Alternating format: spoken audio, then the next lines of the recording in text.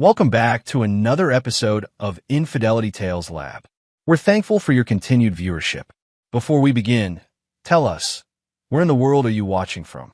We love knowing our global reach. Now, let's dive into today's story. Chapter 1, Foundations.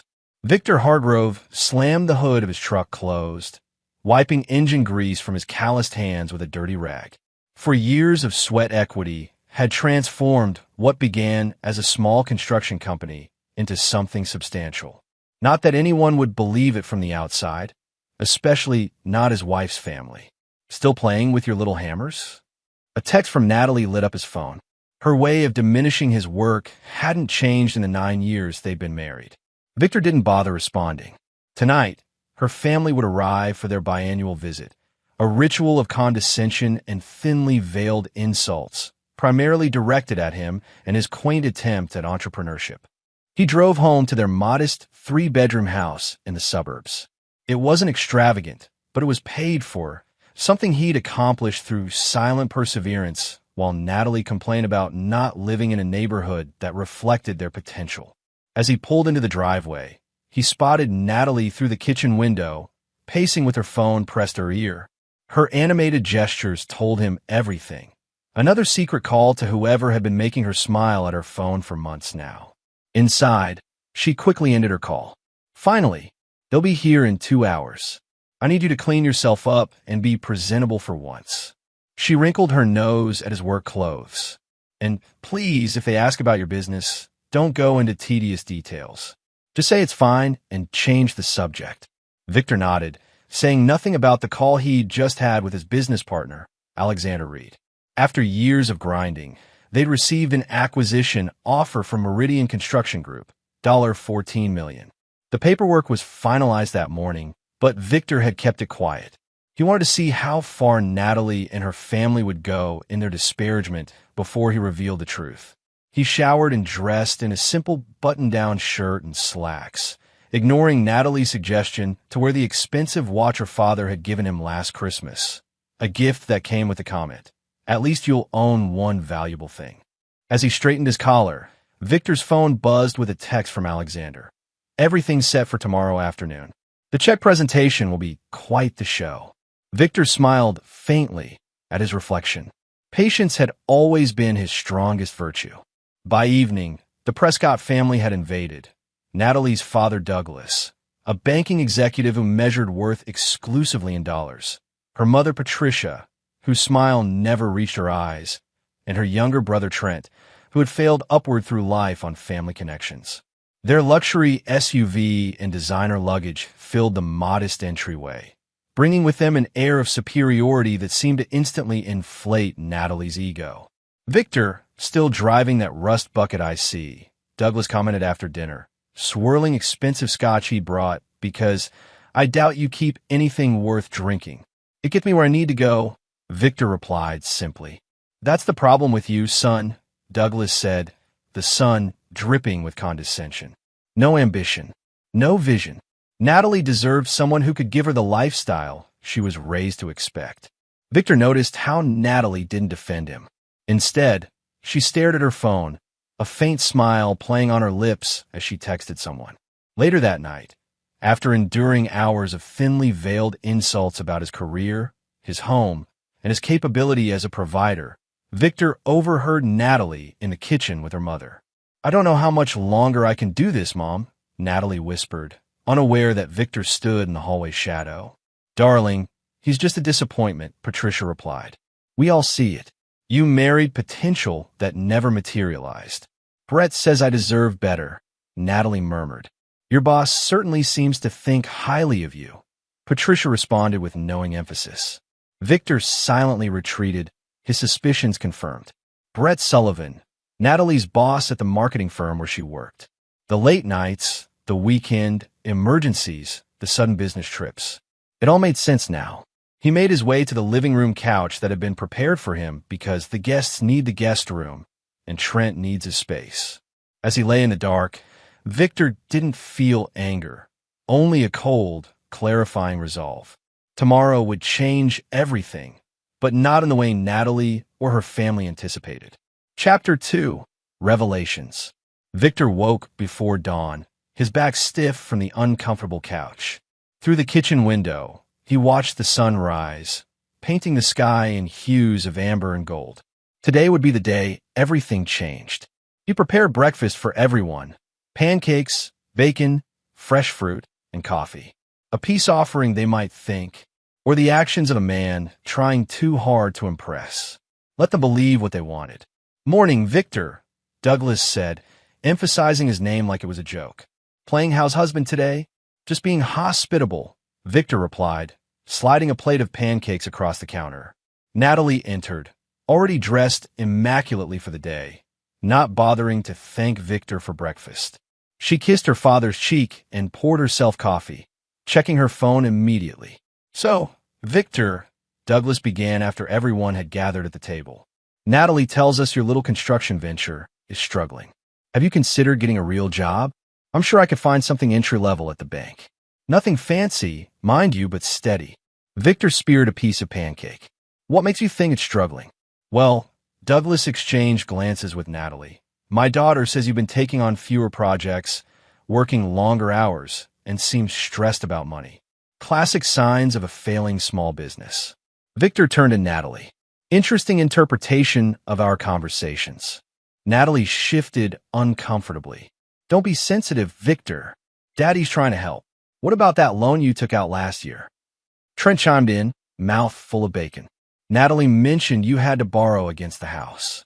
Victor set down his fork. "Did she?" "Don't be embarrassed," Patricia interjected with syrupy sweetness. "Everyone has financial troubles at some point. They're usually not in their 40s. "I'm 38, Victor corrected. "Time flies when you're not accomplishing much," Douglas laughed, reaching for the syrup. Victor smiled tightly and passed it to him. "Indeed it does." After breakfast, Victor excused himself to make a phone call. In the backyard, away from prying ears, he confirmed the afternoon's arrangements with Alexander. Everything was set. When he returned inside, he overheard Natalie in the study, her voice low and intimate. "I can't talk long. They're just as awful as I described." "Yes, he made breakfast, trying to impress them as usual." "No, I haven't told him yet. I'm waiting for the right time." "Yes, I know we agreed on this weekend. I promise after they leave. I love you too." Victor stepped away, his resolve hardening. Not only was Natalie having an affair, but she was planning something, likely to ask for a divorce once her family left. The timing couldn't be more perfect. Throughout the day, the Prescotts continued their passive-aggressive commentary. Victor endured it silently, watching the clock. At 3 o'clock, he suggested everyone gather on the back patio for afternoon coffee. "I have a small surprise," Victor said mildly. "Please don't tell me you're dragging us to one of your construction sites," Trent groaned. "Nothing like that," Victor assured them. "Just thought we could enjoy the weather." As they settled onto the patio furniture, Victor's phone pinged. Right on time. "Excuse me for a moment," he said, walking toward the front of the house. Minutes later, he returned, followed by Alexander Reed in a tailored suit, and behind him, a photographer from the local business journal. "Everyone, this is my business partner, Alexander," Victor announced. The Prescotts stared in confusion. Alexander was clearly wealthy. From his Italian shoes to his Rolex watch, he exuded success in the language the Prescotts understood. "Pleasure to meet Vic's family at last," Alexander said warmly, though his eyes were calculating as they swept over the group. "Hope you don't mind the intrusion, but we wanted to make this official." He nodded to the photographer. "Make what official?" Natalie asked, standing up. Alexander removed an envelope from his jacket. "The buyout, of course. Meridian Construction couldn't be happier with the acquisition." Douglas frowned. "Acquisition? Of Victor's company?" Alexander looked genuinely surprised. "You didn't tell them, Vic?" Modest as always. He turned to the family. "Hargrove Construction has developed a proprietary modular building system that reduces construction time by 40% while meeting all sustainability requirements. Meridian has been pursuing us for months." Before anyone could respond, Alexander held out the envelope to Victor as the photographer positioned himself. $14 million buyout. "Congratulations," he announced, shaking Victor's hand as the camera flashed. A crash made everyone turn. Natalie had dropped her coffee cup, dark liquid spreading across the patio stones. Her face had drained of color. At 14 million, she stammered. Victor walked over to his wife, leaning close to her ear. I know about Brett, he whispered. And as of this moment, you get nothing. Natalie's knees buckled, and she collapsed in her chair, gasping for breath. Chapter 3. Consequences. The patio had fallen silent except for Natalie's ragged breathing. Victor straightened up, tucking the envelope into his pocket while the Prescotts stared in shock. Are you all right, Mrs. Hargrove? The photographer asked, lowering his camera. She's fine, Victor answered smoothly, just overwhelmed by the good news. We've kept this very quiet. Security reasons, you understand.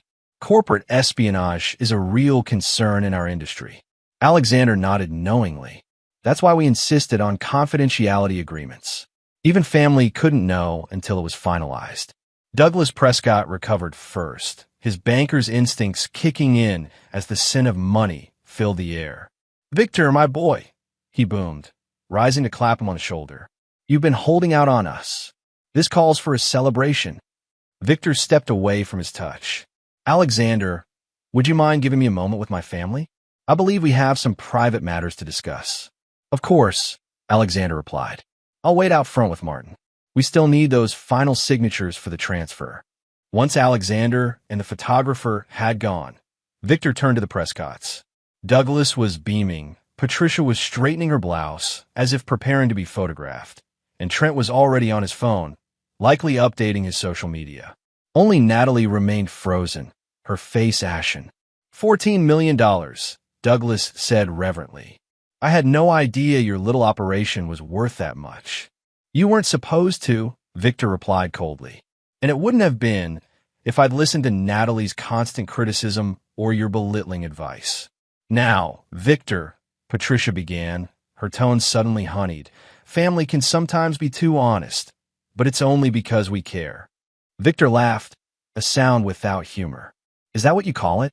When you whispered to Natalie last night that I was just a disappointment? When Douglas here suggested I get an entry-level bank job? When Trent mocked my truck and my clothes? The Prescotts exchanged uncomfortable glances. Natalie finally found her voice. Victor, please, she said weakly. Let's talk about this privately. What? Victor asked. You've had no problem discussing our marriage with your family. Or with Brett Sullivan. Natalie's eyes widened. What are you talking about? Brett. Douglas frowned. Your boss, Natalie? Victor smiled thinly. More than her boss for the past 8 months. Isn't that right, Natalie? Patricia gasped. Trent's phone slipped from his fingers. This is absurd, Natalie sputtered. Victor's just trying to distract from... From what? Victor interrupted. From the fact that while I was building a multi-million-dollar company, you were planning to leave me? That you and Brett were going to tell me this weekend, after your family left? Natalie's silence was confirmation enough. You've been checking his texts, she finally said, her voice hardening with accusation rather than remorse. I didn't need to, Victor replied. You've been careless. Hotel receipts in your car. Late-night calls in the bathroom. The sudden business trips that Brett also happened to take. And just this morning, I heard you on the phone with him. Douglas cleared his throat. This is a private matter between you two. Perhaps we should. No, Victor cut him off. You don't get to slither away now. For years, you've treated me like dirt beneath your shoes. You've encouraged Natalie to see me as a failure. You've undermined our marriage at every opportunity. We only wanted the best for her. Patricia protested weakly. The best. Victor's voice remained measured but cold. The best would have been supporting her marriage. The best would have been respecting her husband. Instead, you validated her worst instincts, her materialism, her entitlement, her disloyalty. That's not fair, Natalie said, tears now streaming down her face. You were never here. Always working, always at job sites, always with Alexander. Building something, Victor responded. Building a future while you were tearing it down. He pulled out his phone and tapped the screen, then turned it to face them. On display was a series of text messages between Natalie and Brett. Intimate, explicit, damning. How did you get those? Natalie whispered. It doesn't matter, Victor said, pocketing the phone. What matters is I have them. along with hotel receipts, credit card statements, and photographs, all documented and already delivered to my attorney this morning. Douglas stepped forward, his banker's mind calculating rapidly. Now, Victor, I'm sure we can work something out. Marriages hit rough patches. This isn't a negotiation, Victor interrupted. It's an announcement. I've filed for divorce on grounds of adultery with substantial evidence. Given Minnesota's laws, Natalie's infidelity will be considered in the division of assets. You can't just, Natalie began. I already have, Victor stated firmly. The papers were served to your office this morning. Brett received his copy as well. Natalie's phone began ringing. She fumbled for it, saw Brett's name on the screen, and answered shakily. Brett? What's happening? Victor could hear the panic in Brett Sullivan's voice from where he stood. After a moment, Natalie lowered the phone, her expression horrified. He's been fired, she whispered. The company has a strict policy against managers having relationships with direct reports. They received anonymous evidence this morning. Victor nodded once. Consequences. You vindictive bastard, Natalie hissed, her shock turning to anger. You planned all of this. No, Victor corrected her. I simply decided not to be your victim anymore. Alexander and I have been working on this deal for months, long before I discovered your affair. The timing is fortunate. He turned to Douglas. You and your family need to leave. Now, pack your things and go to a hotel. This is Natalie's house too, Patricia objected. Actually, Victor replied, the house is solely in my name. Natalie insisted on keeping her name off the deed to protect her credit when we bought it. Another fortunate decision. Douglas puffed up. You can't just throw us out. I can and I am, Victor stated calmly. You have 30 minutes, or I call the police and report you for trespassing. As the reality of the situation sank in, the Prescotts' arrogance crumbled. 30 minutes later, they were gone, luggage hastily packed, Natalie sobbing in the back seat of her parents' SUV as they drove away. Victor stood in the driveway, watching them disappear. Alexander approached from his parked limousine. That went well, Alexander commented. Phase 1, Victor replied. They have no idea what's coming next. Chapter 4, Aftermath. 3 weeks after the Prescotts' disastrous visit, Victor sat in his attorney's office reviewing documents. The spacious corner suite offered panoramic views of downtown Minneapolis, a stark contrast to the cluttered cubicle where Natalie now worked as a customer service representative, the only job she could secure after being blacklisted in the marketing industry. She's asking for half of everything, despite the evidence of infidelity, said Dominic Weathers, Victor's attorney.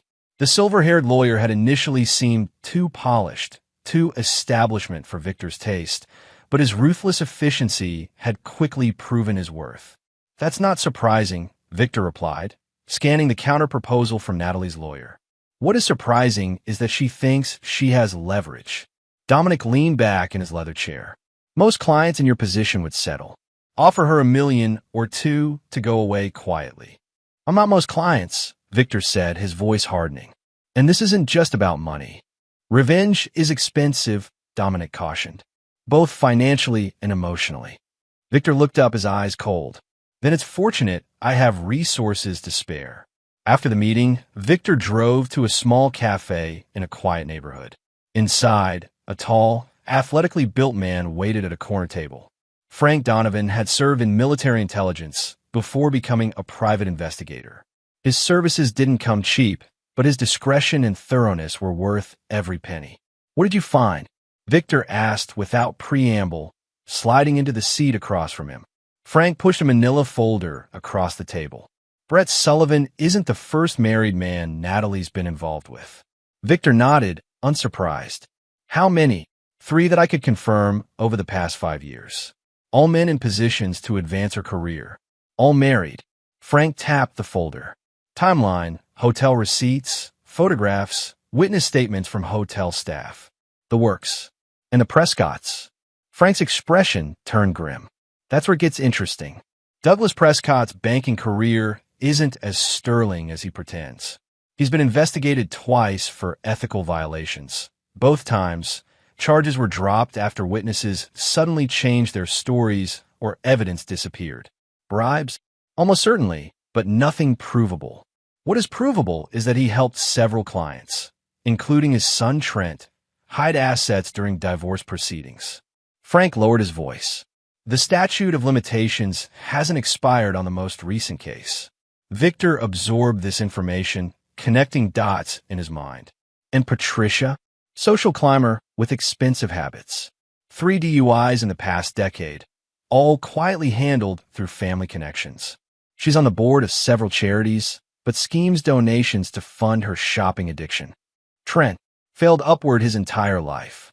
Currently works at his father's bank in a position created specifically for him. Has a gambling problem he hides from the family. Owes nearly $200,000 to some unsavory characters. Victor sat back, processing this information.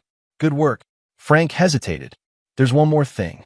Brett Sullivan isn't just Natalie's lover. They've been planning something beyond an affair. Victor leaned forward. Go on. They opened a joint account 6 months ago. Small deposits at first, then larger ones. Over $120,000 now. Money that appears to have come from your joint accounts with Natalie. Small withdrawals, time to avoid suspicion. A muscle tightened in Victor's jaw. She's been stealing from me. There's more. They purchased property together, a cabin on Lake Minnetonka. Paid in cash. The deed is in Brett's brother's name. Victor's eyes narrowed. They were planning their exit long before I discovered the affair. Appears so, Frank confirmed. And based on text messages my tech guy recovered, they were going to tell you about the divorce the weekend her family visited. The timing of your business deal threw off their plans. Victor stood, dropping several $100 bills on the table. Send me everything. And keep digging, especially into Douglas's banking activities and Trent's gambling debts. I want to know who he owes and how desperate they are to collect. As Victor drove home to the empty house, Natalie was staying with her parents while the divorce proceeded. He felt not anger, but a cold, calculating clarity.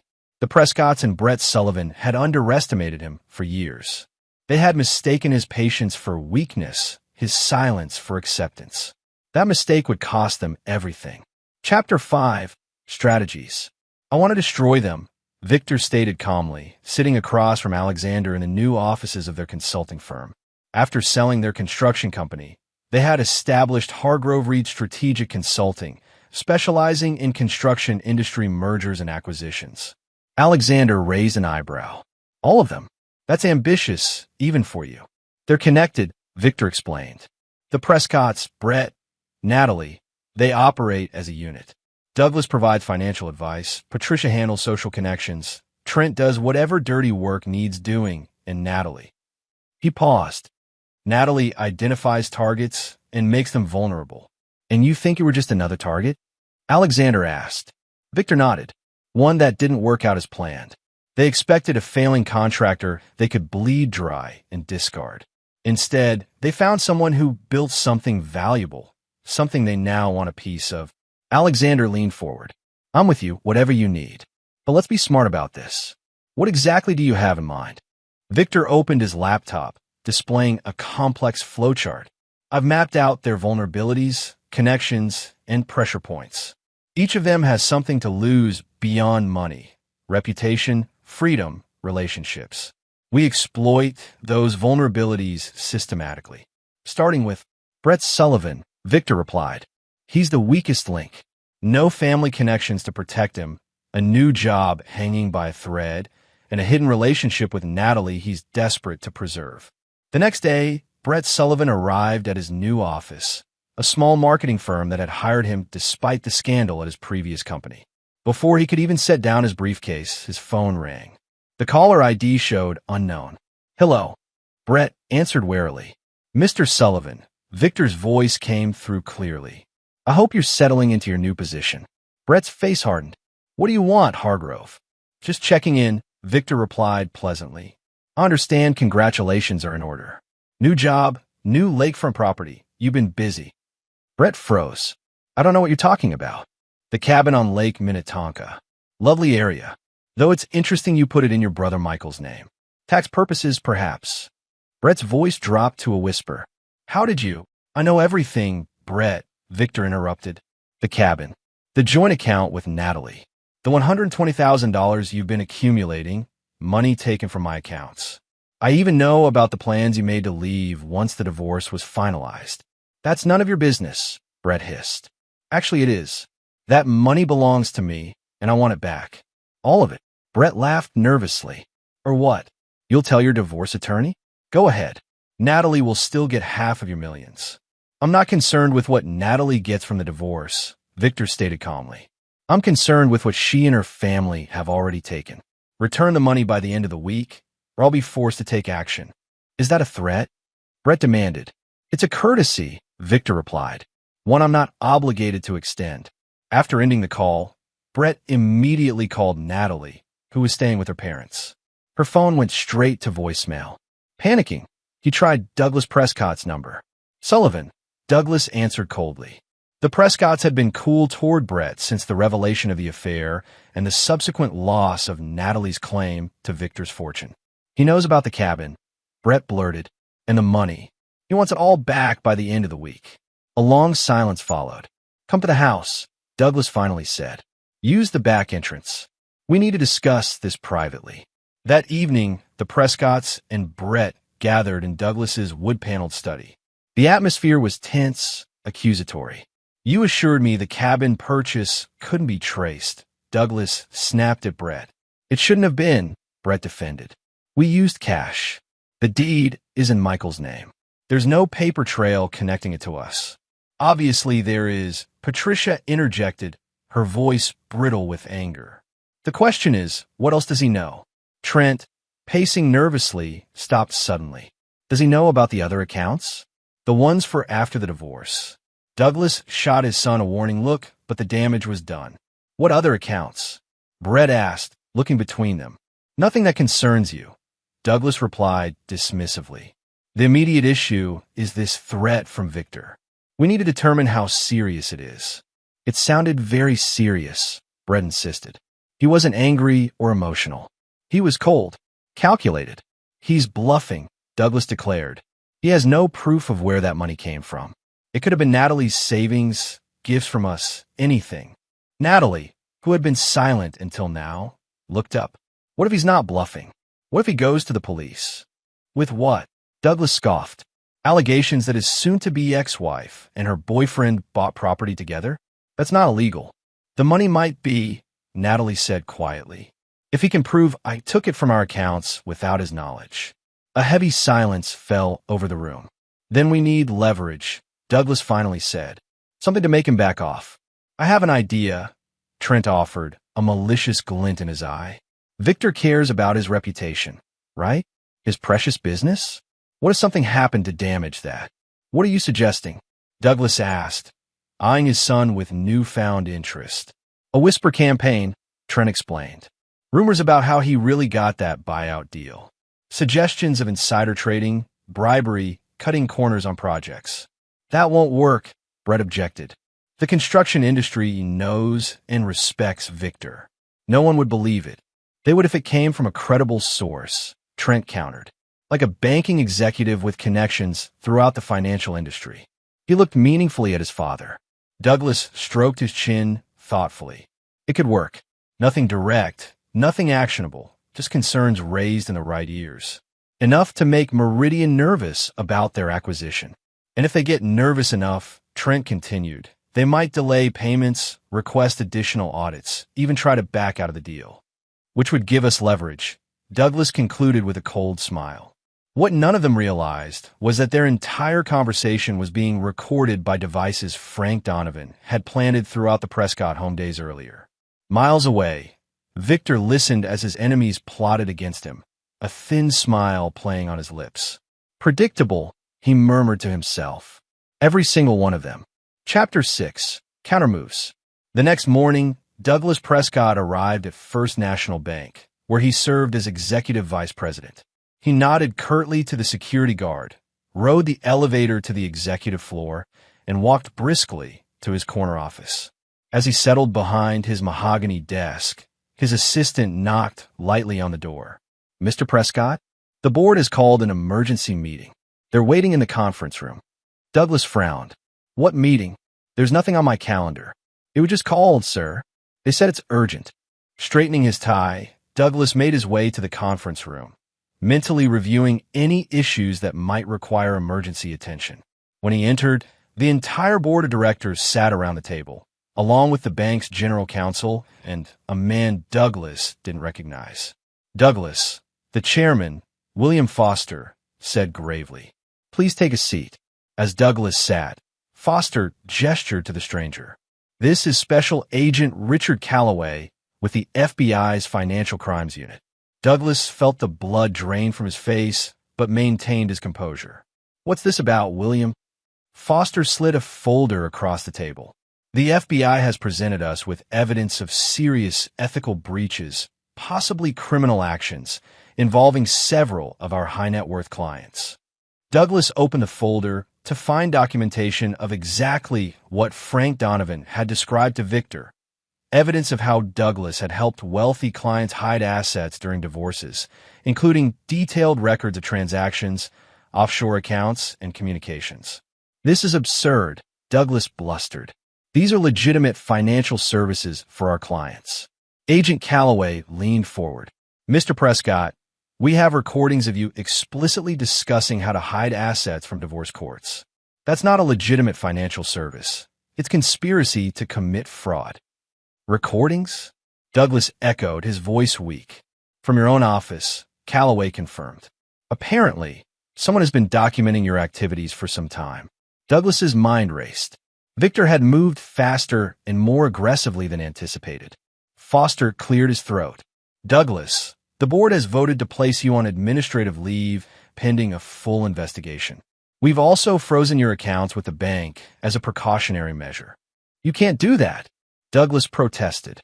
"I've been with this institution for 27 years. "Which makes this betrayal all the more disappointing," Foster replied coldly. "Security will escort you to your office to collect personal items and then off the premises." As Douglas was led away, his phone buzzed with a text. It was from Trent. "Dad, something's wrong. Men in suits are in my apartment. They're asking about gambling debts and bank records." Across town, Natalie sat at her divorce attorney's office, growing increasingly frustrated. "What do you mean, take the offer?" she demanded. "It's insulting. $500,000 after 9 years of marriage to a man worth $14 million. Eleanor Blackwell, a veteran divorce attorney, sighed. "Natalie, you need to understand your position. The evidence of infidelity is overwhelming. The judge will see the text messages, the hotel receipts, the photographs. You were photographed entering hotels with Brett Sullivan on at least 12 occasions during your marriage." "But Minnesota is a no-fault divorce state," Natalie argued. "Infidelity shouldn't matter. For filing, no. But for asset division, judges have discretion. And your husband's attorney has filed a separate civil claim for theft regarding the $120,000 you and Mr. Sullivan accumulated." Natalie paled. "That's my money too." "Not according to the documentation," Eleanor replied flatly. "The withdrawals came from accounts in your husband's name only, not your joint accounts. He has bank records showing you transferred money without authorization. So I should just accept being left with nothing?" Natalie asked bitterly. $500,000 is hardly nothing, Eleanor pointed out. "And given the circumstances, it's a generous offer. If this goes to court, you could easily end up with less and possibly face criminal charges." Natalie's phone rang, Brett calling for the third time that hour. She ignored it, only to have it immediately ring again with her mother's number. "I have to take this," she told her attorney, stepping into the hallway. "Mom? What's wrong?" Patricia's voice was tight with panic. "It's all falling apart, Natalie. Your father's been suspended from a bank. The FBI is investigating him. Trent is being questioned about gambling debts. And there are reporters outside our house asking about charity funds." "What? How is this happening?" "It's Victor," Patricia hissed. "He's behind all of it. He's destroying our family." As Natalie ended the call, she saw Brett approaching down the hallway, his face ashen. "We need to talk," he said urgently. "Right now." They found an empty conference room. Brett paced nervously while Natalie watched him. "I've been fired. Again," he announced. "Someone sent my new company a video." "What video?" Natalie asked, dread building. Brett couldn't meet her eyes. "Us. In the hotel, discussing plans. Natalie sank into a chair. What plans specifically? How we would get half of Victor's money in the divorce. How we claim emotional abuse. He trailed off. How we'd what, Brett? How we considered planting evidence if necessary, he finished quietly. Natalie covered her face with her hands. We were just talking, venting. We never actually did anything. Intent matters, Brett said hollowly. And it's all there on video. With audio. Natalie looked up sharply. How did he get video from our hotel room? Brett laughed bitterly. Does it matter? He has it. Just like he has evidence of the money you took, the cabin we bought, everything. He's 10 steps ahead of us, and he's not stopping. What do we do? Brett sat heavily across from her. I'm leaving. Today. My brother agreed to sell the cabin. At a loss, but it's cash we need. I've booked a flight to Phoenix tonight. My cousin has a construction company there. He'll give me work. You're running away? Natalie asked incredulously. I'm surviving, Brett corrected. Victor's not after my money or my reputation. He's after complete destruction. I'm getting out while I can. And what about me? Natalie demanded. What about us? Brett looked at her with pity. There is no us anymore, Natalie. There can't be. Not with Victor hellbent on revenge. I'm sorry, but you're on your own. As Brett walked out, Natalie felt her carefully constructed world collapsing. Her lover was abandoning her. Her family was under investigation. Her divorce settlement was evaporating. And her husband, the man she had dismissed as weak and unambitious, was methodically dismantling everything and everyone she cared about. She took out her phone with trembling hands and dialed Victor's number. After 4 rings, he answered. Hello, Natalie. Please, she whispered. Please stop this. A long pause followed. Stop what exactly? You know what? The investigations. The recordings. All of it. You've made your point. Have I? Victor's voice was calm, almost curious. And what point would that be? That you're powerful. That you can hurt us. That you're not the pushover we thought you were. Another pause. That's not the point at all, Natalie. The point is consequences. Actions have them. Yours. Your father's. Brett's. All of you made choices, and now you're experiencing the results. What do you want? She asked desperately. Money? I'll give back every cent. The cabin? Brett's selling it already. Just tell me what it will take to end this. It's not about what I want, Victor replied. It's about what you all deserve. And we've barely begun to explore that question. The line went dead, leaving Natalie staring at her phone in horror. For the first time, she truly understood what Victor had become. Not a wronged husband seeking recompense, but an avenging force determined to mete out justice as he saw fit. And there was nothing she could do to stop him. Chapter 7. COLLAPS. 1 month after Victor's revelations, the Prescott family gathered once again. Not in their elegant home, but in a small apartment Natalie had rented on the outskirts of Minneapolis. The luxury and privilege they had taken for granted had vanished with stunning swiftness. Douglas sat hunched in a folding chair, aged beyond his years. The FBI investigation had expanded to include several of his clients, all of whom had eagerly turned on him to save themselves. First National Bank had terminated him after an internal audit uncovered even more ethical violations. His accounts remained frozen, his reputation in tatters. Patricia paced nervously, checking her phone every few minutes. The charity boards she had once dominated had all requested her resignation after anonymous tips led to investigations of financial irregularities. The country club had revoked the Prescott's membership. Former friends no longer returned her calls. Trent slouched on Natalie's second-hand couch, nursing a bruised jaw, a warning from his gambling creditors, who had grown impatient after his father's fall from grace eliminated their hope of easy payment. It's been a month, Douglas said hoarsely. A month of hell. When does it end? It doesn't, Natalie replied, setting cups of cheap coffee before them. Not until he's satisfied. And when will that be? Patricia demanded. When we're all in prison. When we've lost everything.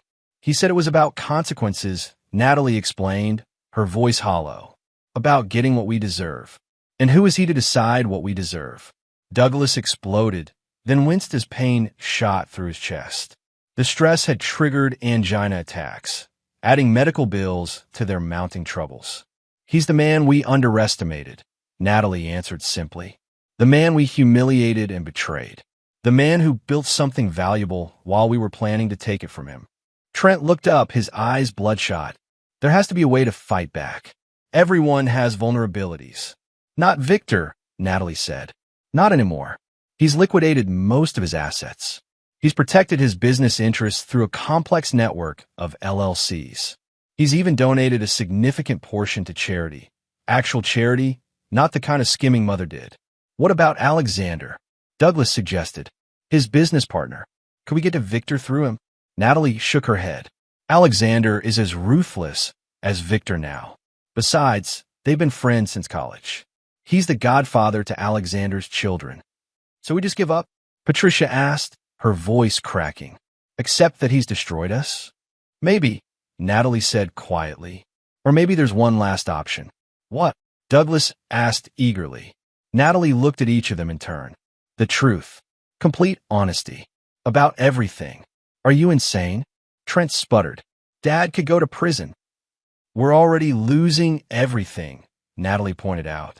Our money, our status, our reputations. At least with the truth, there's a chance for, I don't know, not forgiveness, but perhaps an end. Absolutely not, Douglas declared. We admit nothing. Before Natalie could respond, a knock came at the apartment door. She approached cautiously and checked the peephole, then stepped back in shock. It's Victor, she whispered. The Prescotts froze, exchanging panic glances. After a moment's hesitation, Natalie opened the door. Victor stood in the hallway, immaculately dressed in a tailored suit. Behind him stood Frank Donovan and another man none of them recognized. May we come in? Victor asked politely, as if this were a social call. Wordlessly, Natalie stepped aside. Victor entered, surveying the modest apartment with its mismatched furniture and bare walls, a far cry from the luxury the Prescotts had once enjoyed. Victor, Douglas began, struggling to his feet. We need to... Sit down, Douglas, Victor interrupted calmly. You look unwell. Douglas sank back into his chair, deflated. Allow me to introduce my associates, Victor continued. You've never met Frank Donovan, but he's been an integral part of your lives recently. He's responsible for the recordings, the photographs, the financial documentation. Very thorough. Frank nodded once, his expression impassive. And this, Victor gestured to the other man, is Howard Kleinman, Assistant U.S. Attorney for the District of Minnesota. The Prescotts' collective intake of breath was audible. Why is he here? Patricia asked, her voice barely above a whisper. Mr. Kleinman has been reviewing the evidence against Douglas, Victor explained. The fraud, the conspiracy, the ethical violations. Enough to send him to federal prison for 12 to 15 years. Douglas went pale. Victor, please. I'm not finished, Victor cut him off. Mr. Kleinman has also been examining Patricia's misappropriation of charitable funds, and Trent's complicity in several of his father's schemes, as well as certain questionable loans processed through First National. The Prescotts sat in stunned silence as Victor continued. Mr. Kleinman is prepared to file charges against all of you. Multiple felony counts. The evidence is overwhelming, and the U.S. Attorney's Office is confident of convictions. Why are you telling us this? Natalie asked. To gloat. Victor turned to her, his expression unreadable. No, Natalie. I'm offering an alternative. He reached into his suit jacket and removed a thick document, placing it on the coffee table. What is this? Douglas asked warily. A cooperation agreement. Howard Kleinman spoke for the first time. In exchange for full disclosure of all financial crimes committed by Douglas Prescott and his associates, the government will recommend reduced sentences. Reduced to what? Douglas demanded. For you, 3 to 5 years instead of 12 to 15, Kleinman replied. For Patricia and Trent, probation and community service instead of prison time. Provided you make full restitution to the defrauded parties, of course. Douglas looked at Victor with naked hatred. You're forcing us to confess. I'm giving you a choice, Victor corrected him. Prison for most of your remaining life, or a few years followed by a chance to rebuild. A harsh consequence, certainly, but not as harsh as it could be. And what about me? Natalie asked quietly. What's my punishment? Victor turned to her. You've already lost your marriage, your lover, your status, and your financial security. The civil judgment for the stolen funds has emptied your remaining accounts. I consider our business concluded. Natalie nodded slowly, understanding the finality in his voice. You have 24 hours to decide, Kleiman said, standing. The offer expires then. As Victor and his associates prepare to leave, Douglas surged to his feet, his face contorted with rage. You smug bastard, he snarled. You think this makes you better than us? You're just as cruel, just as vindictive. Victor paused at the door. The difference, Douglas, is that I never pretended to be anything else. You built your life on appearances, on looking down on others while hiding your own corruption. I simply revealed who you truly are. With that, he left, the door closing quietly behind him. The Prescotts sat in silence for several minutes, the cooperation agreement lying untouched on the table between them. Finally, Natalie spoke. He's right, about all of us. We judged him, mocked him, betrayed him, while hiding our own ugliness. Douglas glared at her. Save your philosophical epiphanies. We need to decide what to do about this. He jabbed a finger at the document. There's nothing to decide, Natalie said firmly. You'll sign it. You'll cooperate. You'll serve your time. How dare you, Douglas began. No, Natalie interrupted, standing up. How dare you? How dare all of you? You raised me to believe I deserved more than Victor could give me. You encouraged me to cheat, to steal, to lie. And now we're all paying the price. She picked up the cooperation agreement. Sign it, Dad. It's over. Victor won. Chapter 8, Atonement. 6 months later, Victor sat in the visitors area of the Federal Correctional Institution in Duluth, waiting. The room was sparse but clean, filled with other visitors, mostly women and children seeing husbands and fathers.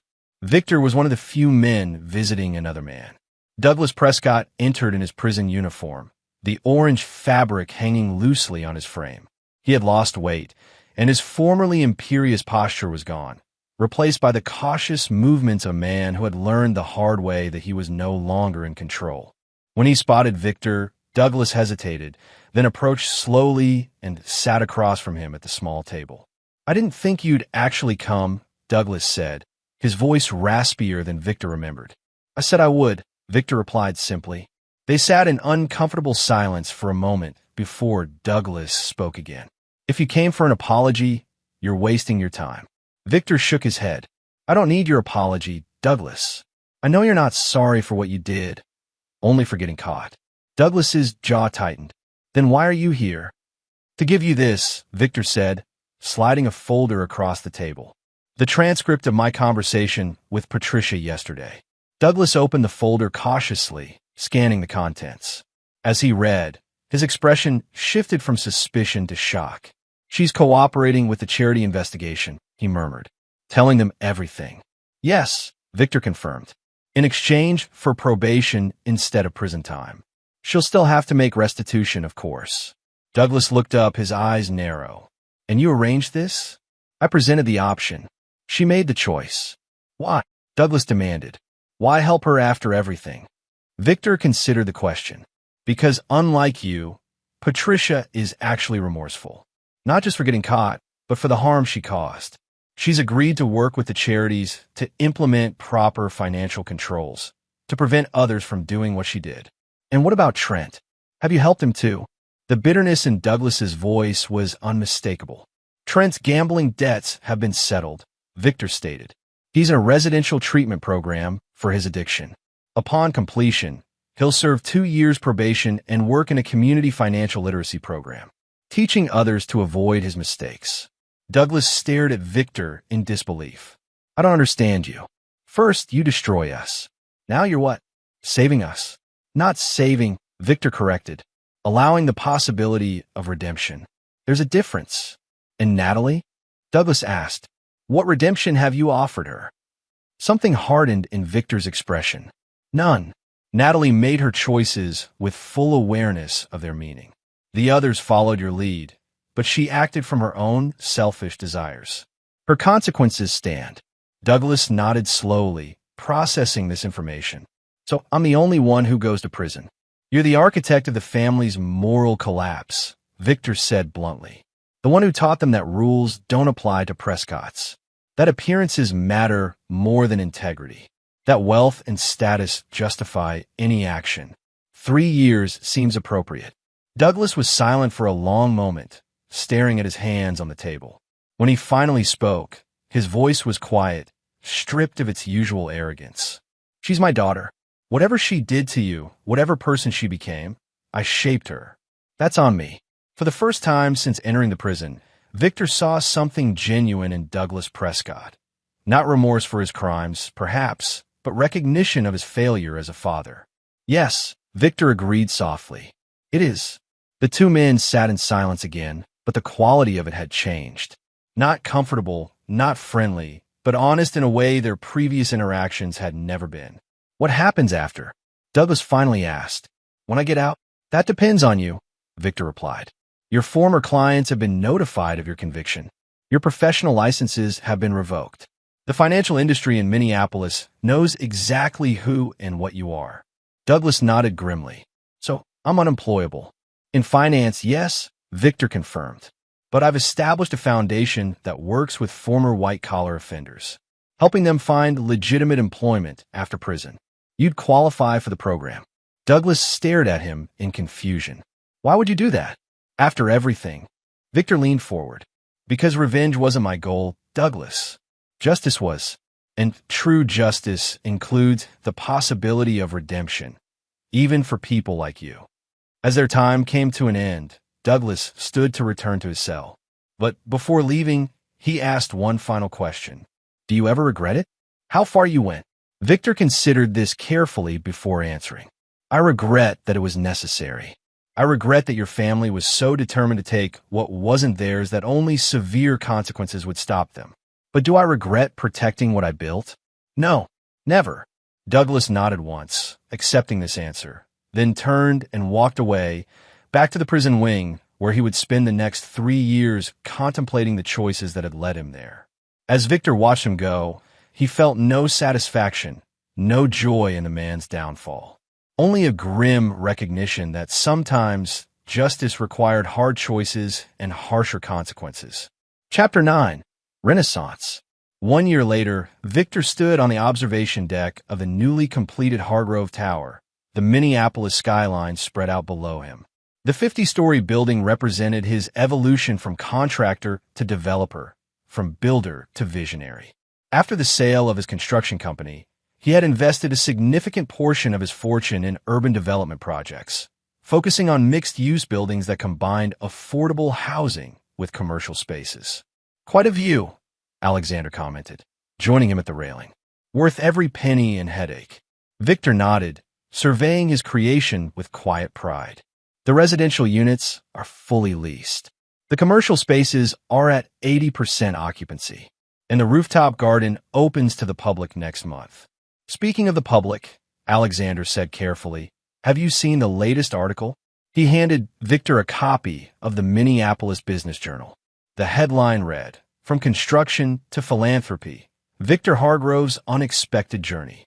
Victor skimmed the article, which detailed his various charitable initiatives over the past year. The reentry program for former white-collar criminals, the scholarship fund for trade school students, the urban development projects aimed at revitalizing struggling neighborhoods. They make me sound like a saint, Victor noted dryly. Hardly, Alexander chuckled.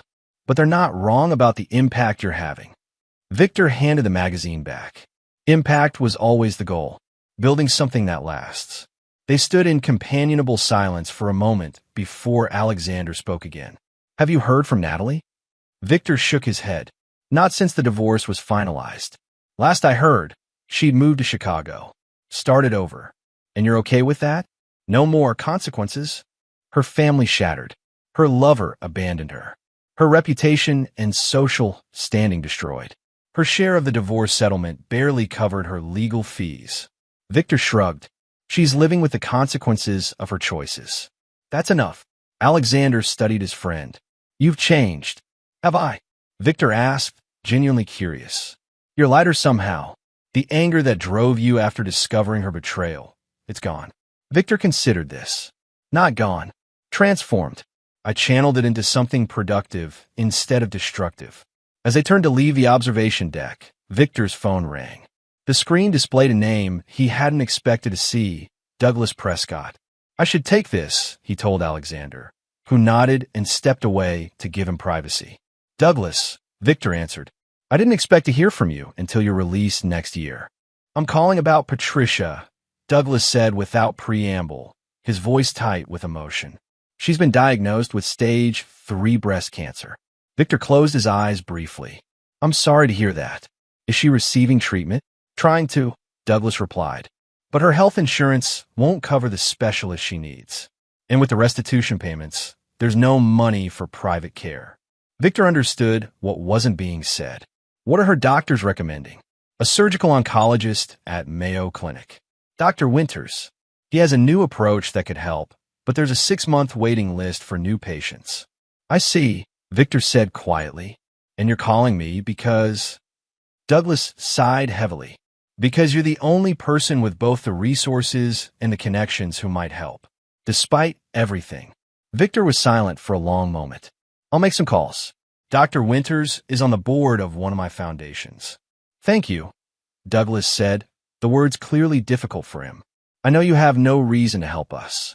I'm not doing it for you, Douglas, Victor clarified, or even for Patricia. I'm doing it because it's the right thing to do, something your family never quite understood.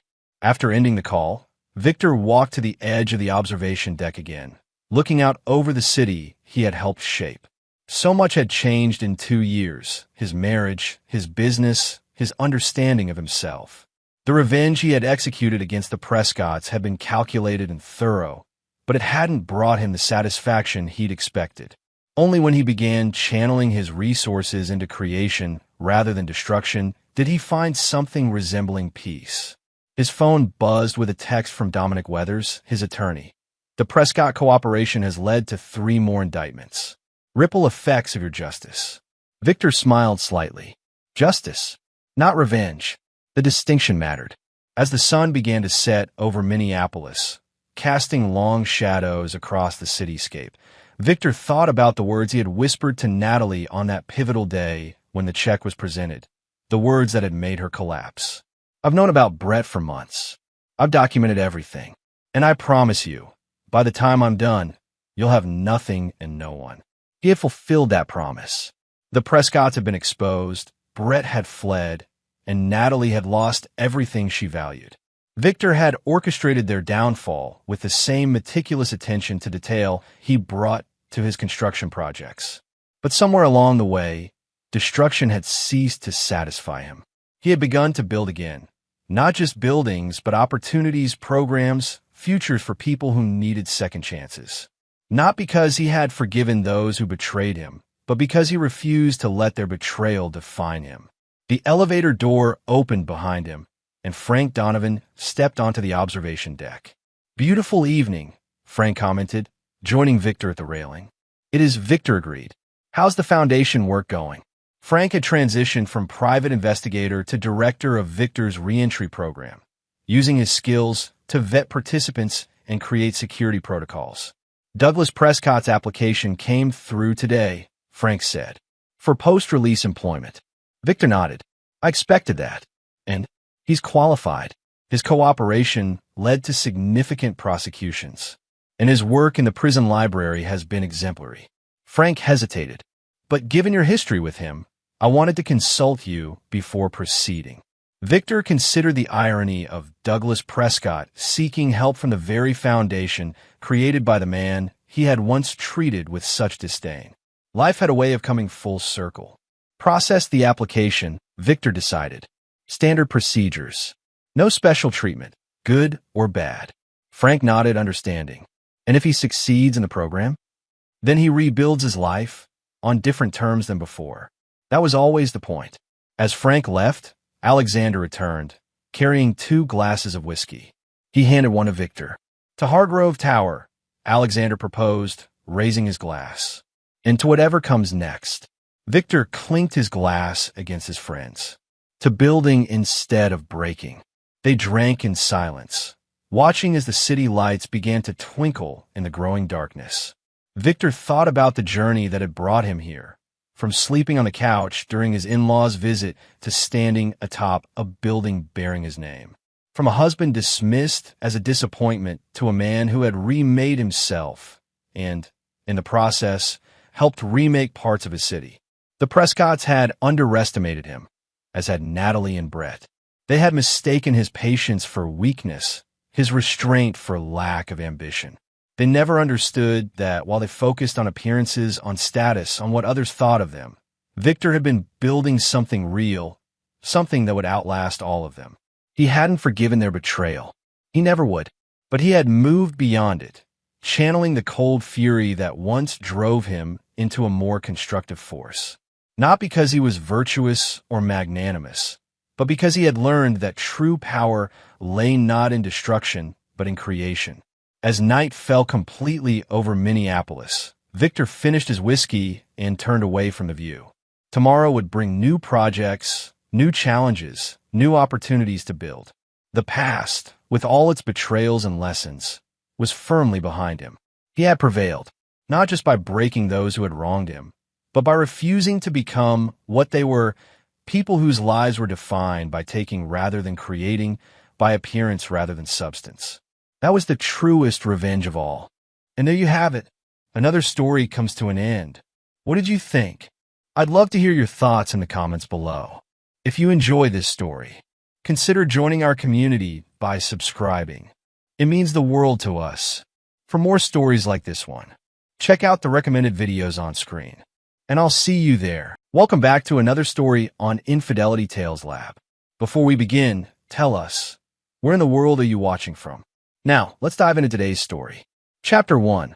The Perfect Life. Byron Shelton adjusted his tie in the bathroom mirror of his downtown Chicago penthouse, watching the morning sun paint the skyline in golden hues.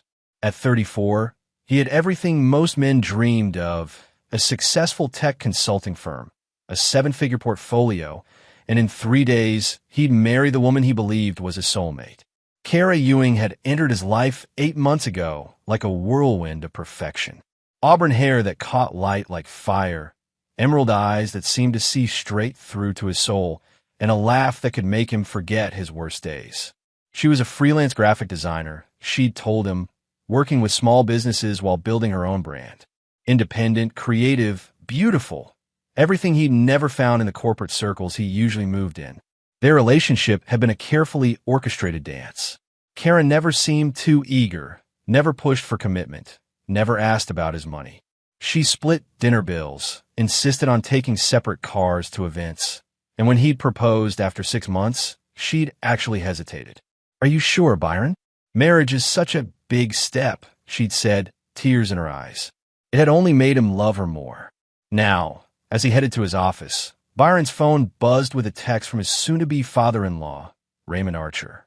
"Looking forward to Saturday, son. Kara's lucky to have found someone like you." Raymond was a retired police detective turned private investigator, a man whose approval Byron had worked hard to earn. The fact that an experienced cop vouched for him meant everything. Byron had met few of Kara's friends. She was selective, she explained, preferring quality over quantity. Her parents had died in a car accident when she was 22, she told him tearfully one night. No siblings, just a grandmother in Florida they'd visit after the honeymoon. It had made Byron protective of her, this beautiful woman who'd faced so much loss yet remained so strong. At his office, Byron's assistant Corey Bailey knocked and entered. The wedding planner called. "Everything's confirmed for Saturday." "Oh, and your accountant wants to review the prenup again before you sign." Byron waved him off. The prenup's fine as is. He'd insisted on keeping it simple.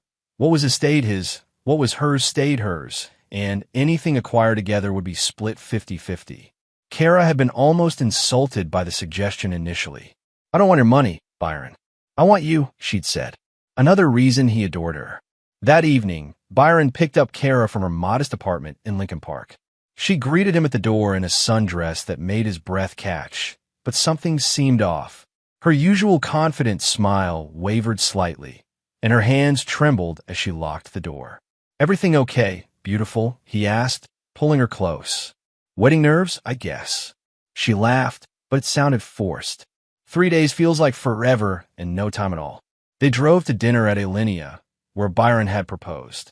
The same corner table, the same view of the city lights. But Kara barely touched her food, constantly checking her phone. "Work emergency?" Byron asked. "Just a difficult client.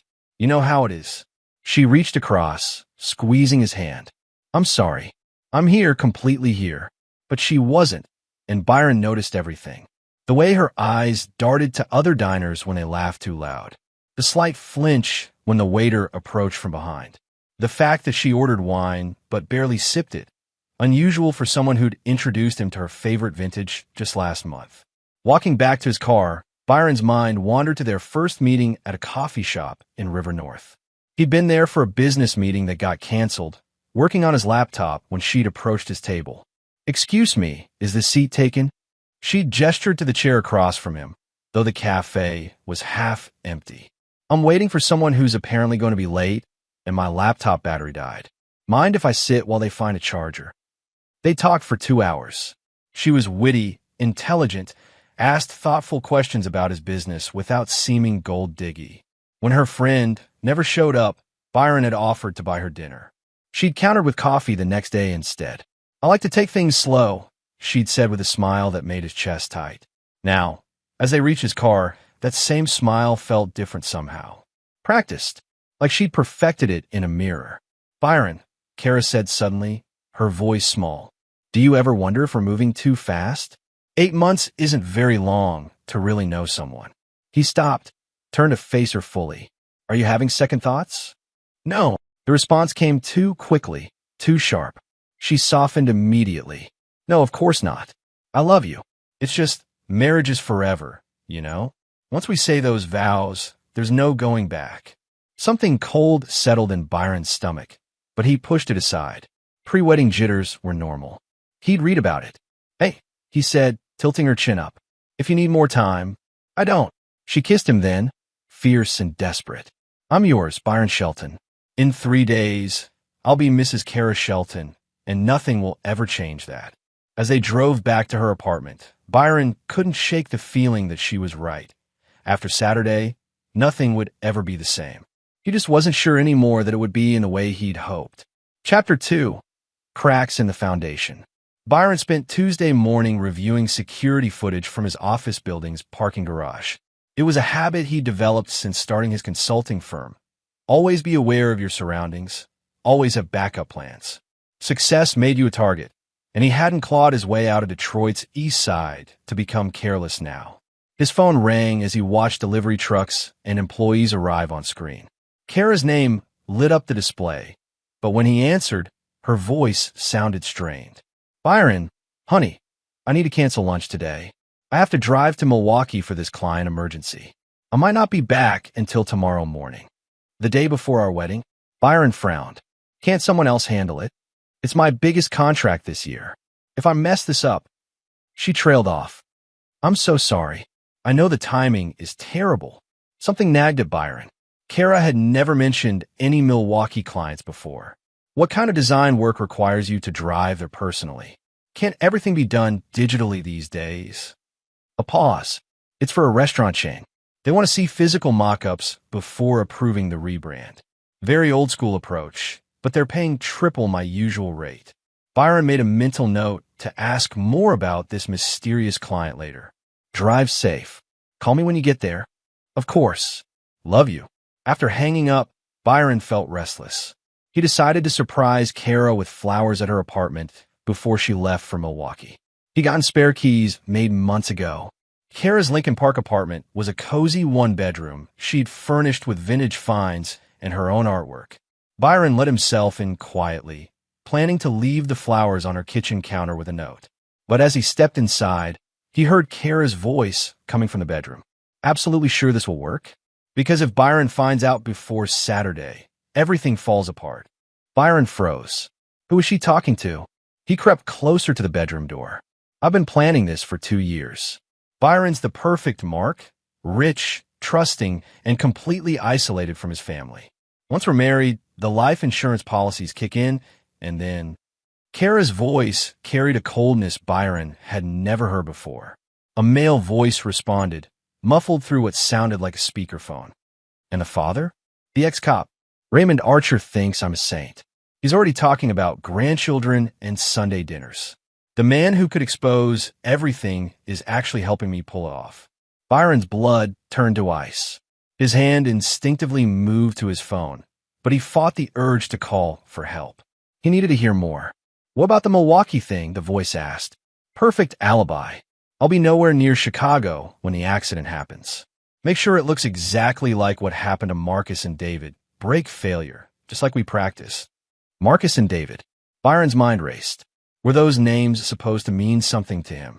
Speaking of which, Kara continued, did you dispose of David's things like I asked? That watch could be traced back to me. Everything's gone, including his laptop with all those love letters you had him write. Kara laughed, a sound that made Byron's skin crawl. God, he was so pathetic. I've never felt love like this, Kara. You complete me. Almost felt bad taking his money. Almost. David Chun was worth $3 million. Marcus Williams was worth 2.5. Byron's worth $5 million, not counting the business. A girl's got to eat. Byron's legs nearly buckled. She was talking about murder, multiple murders. His mind flashed to the newspaper articles he'd skimmed over the past year. Hadn't there been something about a young businessman dying in a car accident? And another one? I have to go, Kara said. Need to pack for Milwaukee and call Byron back. He's getting suspicious about the client story. Just stick to the plan. Friday night, brake line gets cut. Saturday morning, tragic accident on his way to pick up the wedding rings. You're devastated, collect the insurance, and we're set for life. Byron backed away from the door, his heart hammering so loud he was sure they'd hear it. He made it to the front door just as Kara's bedroom door opened. Byron, her voice carried perfectly, surprised, delighted. What are you doing here? He turned, holding up the flowers with hands that somehow stayed steady. Wanted to surprise you before your trip. I was just leaving the flowers. Kara's smile was radiant, but Byron now saw it for what it was, a mask worn by a predator. You're so sweet, but you almost gave me a heart attack. I didn't hear you come in. Sorry, beautiful. I wanted it to be a surprise. He kissed her forehead, fighting every instinct that screamed at him to run. Have a safe trip to Milwaukee. I'll miss you. Miss you too, she said, but her eyes were calculating, studying his face for signs he'd overheard something. Byron left the apartment and drove 3 blocks before pulling over and vomiting in an alley. Kara Ewing, the woman he'd planned to spend his life with, was a serial killer, and in 3 days, he was supposed to be her next victim. But Byron Shelton hadn't built a multi-million-dollar business by panicking under pressure. He'd grown up watching his father work 3 jobs just to keep food on the table, had put himself through Northwestern on scholarships and student loans, had outmaneuvered competitors twice his size and men with 10 times his connections. If Kara wanted to play games, she'd picked the wrong mark. Byron pulled out his phone and scrolled through his contacts until he found Raymond Archer's number. If anyone would know how to catch a killer, it would be a former detective. But first, he needed to be smart about this. Kara expected him to die Friday night. Instead, Friday night would be when her carefully laid plans began to crumble. Chapter 3: The Detective's Dilemma. Raymond Archer was cleaning his service weapon when Byron's call came through. 30 years on the force had taught him to recognize desperation in a man's voice, and Byron Shelton sounded like a man balanced on a knife's edge. Raymond, I need to see you. Tonight. It's about Kara. What about her? Is she okay? Just meet me at O'Malley's on Clark Street. Come alone. Raymond arrived at the dimly lit pub to find Byron hunched over a whiskey, his usual confident demeanor replaced by something haunted. The younger man looked up as Raymond slid into the booth across from him. She's not who we think she is, Byron said without preamble. Raymond studied Byron's face. No signs of intoxication despite the glass in front of him. No obvious physical injuries. But something had shaken this man to his core. Start from the beginning. Byron recounted what he'd overheard at Kara's apartment, watching Raymond's expression shift from skepticism to alarm to cold professional focus. When Byron finished, Raymond sat in silence for a long moment. Marcus and David, Raymond said finally. I remember those cases. Marcus Williams, car accident 6 months ago. David Chun, similar accident 4 months before that. Both young, wealthy, both had recently gotten engaged. To Kara. Different names, but Raymond pulled out his phone. Scrolling through notes, he kept on old cases that had bothered him. Marcus was engaged to a Laura Stone. David to a Caitlin Edwards. Both women were graphic designers. Both had lost their parents young. Byron's hands clenched into fists. How many others? I'll need to check.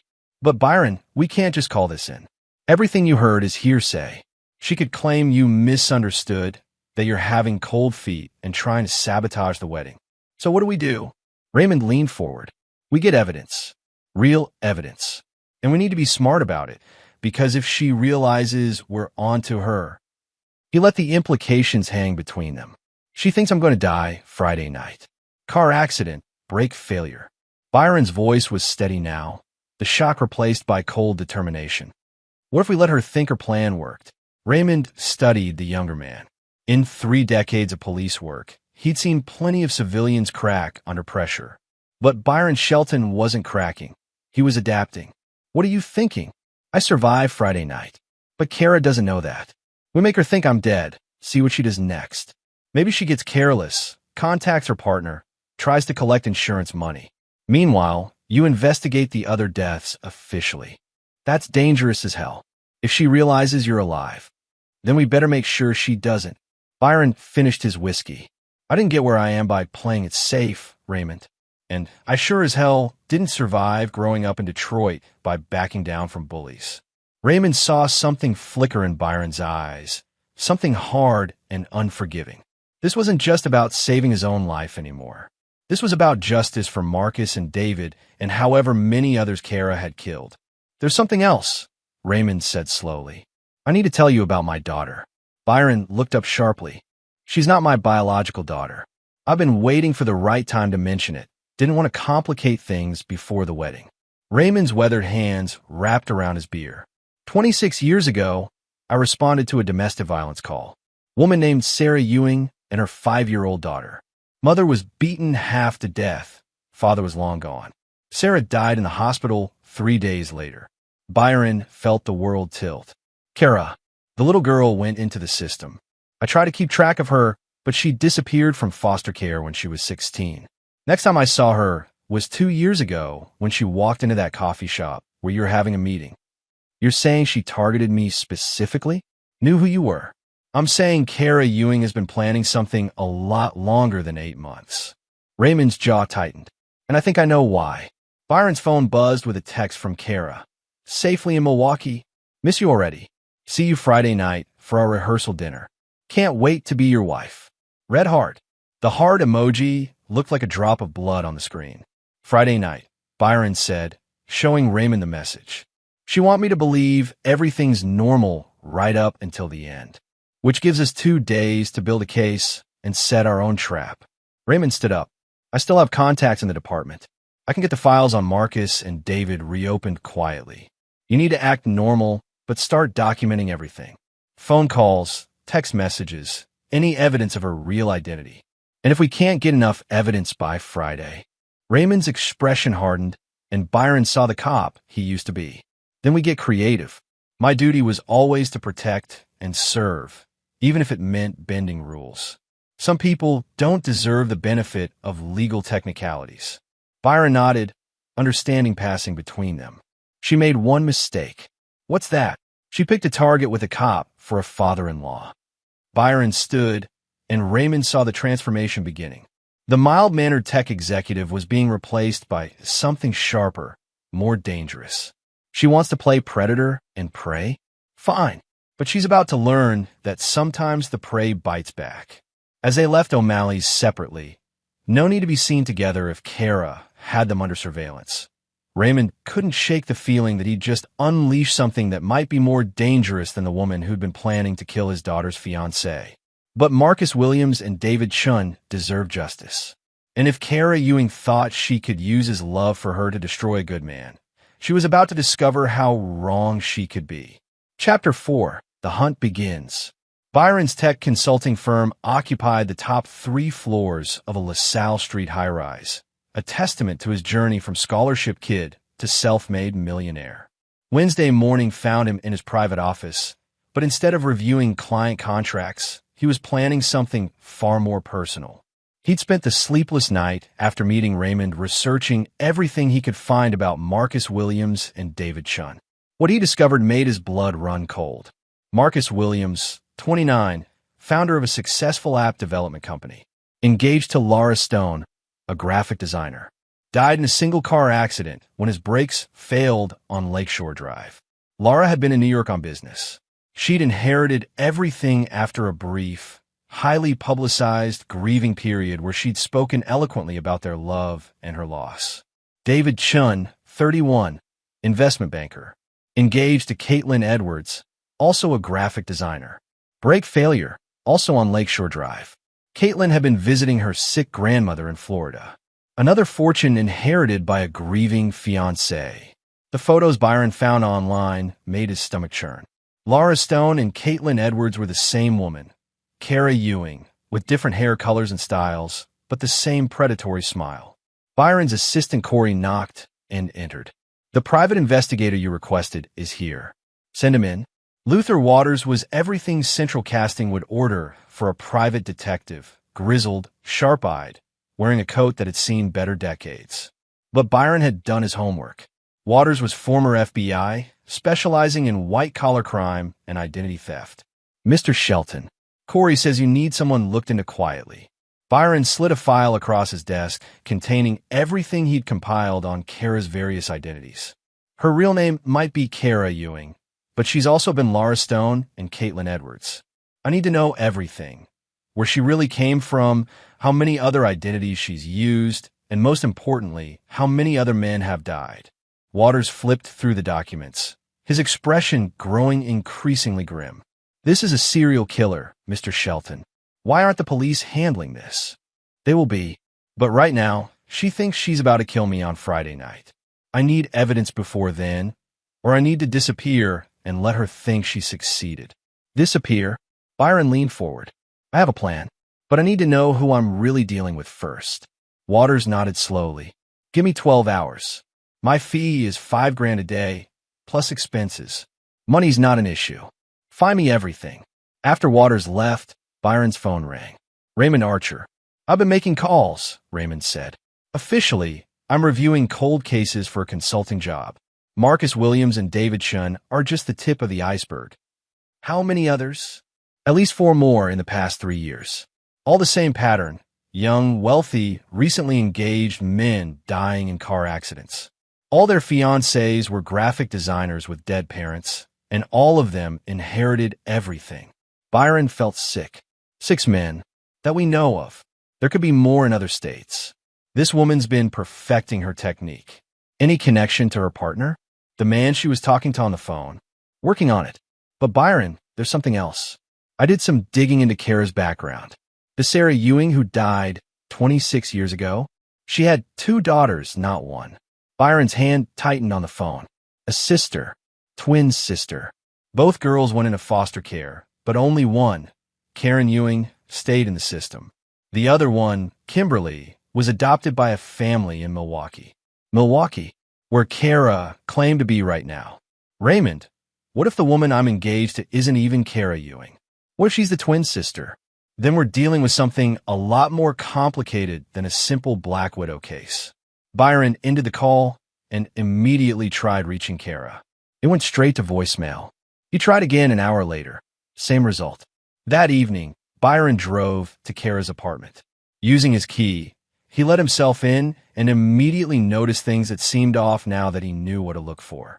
The vintage furniture wasn't collected over time. It was all from the same estate sale, still had matching price tags tucked beneath cushions. The personal photos on her walls showed her with people he'd never met, in places she'd never mentioned visiting. In her bedroom closet, Byron found a suitcase he'd never seen before. Inside were identification documents for Laura Stone and Caitlin Edwards, complete with driver's licenses and credit cards. There was also a prescription bottle for anxiety medication, prescribed to Karen Ewing. So she was using her real name, just spelled differently. At the bottom of the suitcase was a leather portfolio containing what looked like surveillance photos of him. Pictures of Byron leaving his office, entering his building, at restaurants he frequented. Some were taken weeks before they'd supposedly met at the coffee shop. Their entire relationship had been a lie from day one. Byron's phone buzzed with a text from an unknown number. "Stop looking where you don't belong, or you'll join your friends Marcus and David a lot sooner than Friday." He looked around the apartment, suddenly aware he might not be alone. But instead of fear, Byron felt something else entirely. A cold, calculating anger that reminded him why he'd been successful in business. When competitors tried to undercut him, he didn't panic. He outmaneuvered them. Kara Ewing had made a critical error. She'd chosen to threaten someone who'd spent his entire life being underestimated, someone who'd learned to turn his opponent's strengths against them.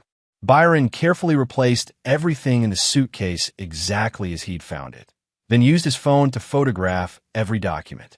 As he prepared to leave, he noticed one more thing, a business card tucked into Kara's jewelry box. Terry Mayo, insurance investigator. Byron pocketed the card. If Kara had an insurance investigator in her back pocket, that explained how she'd managed to collect on multiple policies without raising red flags. As he locked Kara's apartment door behind him, Byron's phone rang again. "Luther Waters. Mr. Shelton, you're going to want to hear this. Your fiancé has been very busy. I found 7 different identities, and that's just what I could uncover in one day. How many dead fiancés? 8, maybe 9.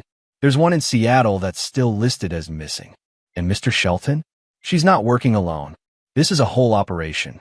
Byron smiled for the first time in 2 days, but it wasn't a pleasant expression. "Good. That means when I take her down, I can take them all down with her. Sir, with respect, you should let law enforcement handle this." Law enforcement had their chance.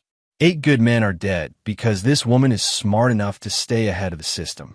Byron's voice carried a steel that would have been familiar to anyone who'd watched him destroy business rivals. But she made one mistake. She assumed I'd be victim number 9. As Byron drove home, his mind was already working through the possibilities. Kara expected him to die Friday night. Instead, Friday night would be when Kara Ewing learned that some prey fight back. And when they do, they don't just survive, they hunt. Chapter 5, Setting the Stage. Thursday morning brought news that chilled Byron to the bone. Luther Waters called at dawn with an update that changed everything. "Mr. Shelton, I found the missing link. Terry Mayo isn't just helping with insurance claims. He's her partner in every sense of the word. They've been running this con for 5 years, and it's not just about money anymore." Byron sat up in bed, instantly alert. "What do you mean?" "I tracked their communications. They're not just killing for inheritance money. They're selling information about their victims' businesses to competitors, using their access to steal client lists, trade secrets, even insider trading information. Marcus Williams' app Concept showed up in a competitor's product 6 months after he died. David Chin's investment strategies were being used by a rival firm within weeks of his death. So they're not just killers, they're corporate spies. Gets worse. I found evidence they've been blackmailing other wealthy men they didn't kill. Men who figured out what they were doing, but were too scared to come forward. Byron's mind raced through the implications. How many people are involved in this? At minimum 4. Kara, Terry Mayo, someone in Milwaukee who provides alibis and false identities, and someone inside the Chicago PD who makes sure investigations into these accidents don't go too deep. A dirty cop. Has to be. These brake failure accidents are too clean, happen too conveniently. Someone's making sure the right evidence disappears and the wrong questions don't get asked. Byron ended the call and immediately phoned Raymond. "We need to meet. Now." They convened at a 24-hour diner in Cicero, far from anywhere Kara or her associates might spot them. Raymond looked like he'd aged 5 years overnight. "I've been thinking about this all night," Raymond said. "If there's a dirty cop involved, we can't trust anyone in the department. We're on our own." "Good," Byron replied. "I prefer working with people I trust completely." "Byron, son, I need to ask you something directly. Are you thinking about taking justice into your own hands here?" Byron met the older man's gaze steadily. I'm thinking about making sure no other good man dies because of that woman. Whatever that takes. Raymond nodded slowly. Then I need to tell you some things about real police work that they don't teach in the academy. For the next hour, Raymond walked Byron through the realities of evidence collection, surveillance, and what it really took to catch criminals who were smart enough to stay ahead of the system. It wasn't always about following rules. Sometimes it was about being smarter and more ruthless than the people you were hunting. The brake line sabotage will happen tomorrow night, Raymond explained. They'll wait until you're asleep, then cut the lines so the failure happens when you're driving Saturday morning. We need to catch them in the act, or we let them think they succeeded. Byron's voice carried a note that made Raymond reassess the man across from him. What if Byron Shelton dies in that car accident, but someone else survives to hunt them down? Thursday afternoon, Byron called a meeting with his business attorney, Mark Cameron. Cameron was one of the few people Byron trusted completely.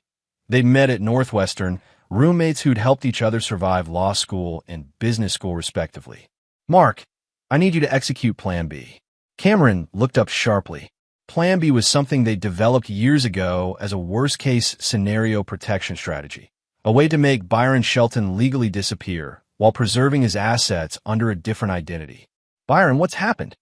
Byron explained everything, watching his oldest friend's expression grow increasingly grim. So Friday night, Byron Shelton dies in a car accident, Cameron said slowly. But Kenneth Shelton, your cousin who's been living overseas for years, returns to Chicago to settle the estate. Exactly. Kenneth inherited everything through a trust we established last year. Kenneth also happens to look remarkably like Byron, just with different hair and a beard. And Kenneth Shelton has every legal right to investigate his cousin's suspicious death, especially when he discovers his cousin was about to marry a woman with multiple identities and a history of dead fiancés. Cameron leaned back in his chair. This is incredibly dangerous, Byron. If they discover you're alive before you can expose them, then I better make sure they don't. That evening, Byron received a call from Kara. Her voice bubbled with excitement, but he could hear the strain underneath. Byron, Milwaukee went perfectly. The client loved everything. I'll be back tomorrow afternoon, just in time for our rehearsal dinner. Can't wait to see you, beautiful. I've been thinking about our conversation the other night. About taking things slow. Kara's voice dropped to a whisper. After Saturday, we'll have forever to take things as slow as we want. The threat was subtle but unmistakable. After Saturday, in her mind, he'd be dead. Forever sounds perfect, Byron replied. Sweet dreams, Kara. After hanging up, Byron sat in his penthouse looking out at the city lights. Somewhere out there, Marcus Williams and David Shunn had spent their last nights alive, probably excited about their upcoming weddings, probably texting their fiancés goodnight messages just like he had. But unlike them, Byron Shelton knew what was coming. And unlike them, he had no intention of going quietly. Byron opened his laptop and began typing a detailed letter. Everything he discovered, everything he suspected, and instructions for what to do if something went wrong. He sealed it in an envelope addressed to his attorney with instructions not to open it unless Byron failed to contact him by Sunday night. Then he began the careful process of becoming Kenneth Shelton. Hair dye, colored contacts, temporary facial hair. By morning, Byron Shelton would be ready to die, and Kenneth Shelton would be ready to hunt. Chapter 6. The Perfect Crime. Friday arrived with unseasonably warm October weather, the kind of day that should have filled Byron with joy about his upcoming wedding. Instead, he spent the morning in his office finalizing the details of his own fake death. At precisely 2 p.m., Byron's phone rang. Kara, right on schedule. I'm back. Her voice was bright, animated. Can you pick me up at the airport? I know you're busy, but I missed you so much. Of course. O'Hare or Midway? O'Hare. Terminal 3. I'll be at baggage claim. Another lie. Luther Waters had confirmed that no flights from Milwaukee had arrived at O'Hare that afternoon. Kara was already in Chicago, probably had been the entire time. Byron drove to the airport, spotting Kara immediately despite her new blonde hair, a detail she hadn't mentioned on the phone. She ran to him like a woman in love, but Byron noticed how her eyes scanned the terminal constantly, watching for threats or witnesses. You changed your hair, he said as they embraced. Wanted to surprise you. Do you like it? She spun around, and Byron forced himself to smile convincingly. Beautiful. You're always beautiful. During the drive back to her apartment, Kara chattered about her fictional Milwaukee trip, providing details that would have convinced anyone who wasn't listening for inconsistencies. But Byron caught them all. She mentioned snow that hadn't fallen, restaurants that didn't exist, clients whose businesses weren't registered in Wisconsin. I'm so tired, she said as they reached her building. Mind if I take a nap before tonight? I want to be perfect for our rehearsal dinner. Of course. I'll pick you up at 7. Actually, Kara touched his arm, her fingers like ice despite the warm day. Why don't you meet me at the restaurant? I might run a little late, hair appointment and all. Byron nodded, understanding. She wanted him to drive alone to the restaurant, so her partner could sabotage his car in her building's parking lot. At 5 p.m., Byron called Raymond from a burner phone he'd purchased that morning. It's happening tonight. She wants me to drive separately to dinner so they can cut my brake lines in her parking lot. Are you sure about this plan? Too late for second thoughts. Byron was in his bathroom, applying the final touches to his Kenneth Shelton transformation. The man in the mirror looked enough like him to be a cousin, but different enough that casual observers wouldn't immediately recognize Byron.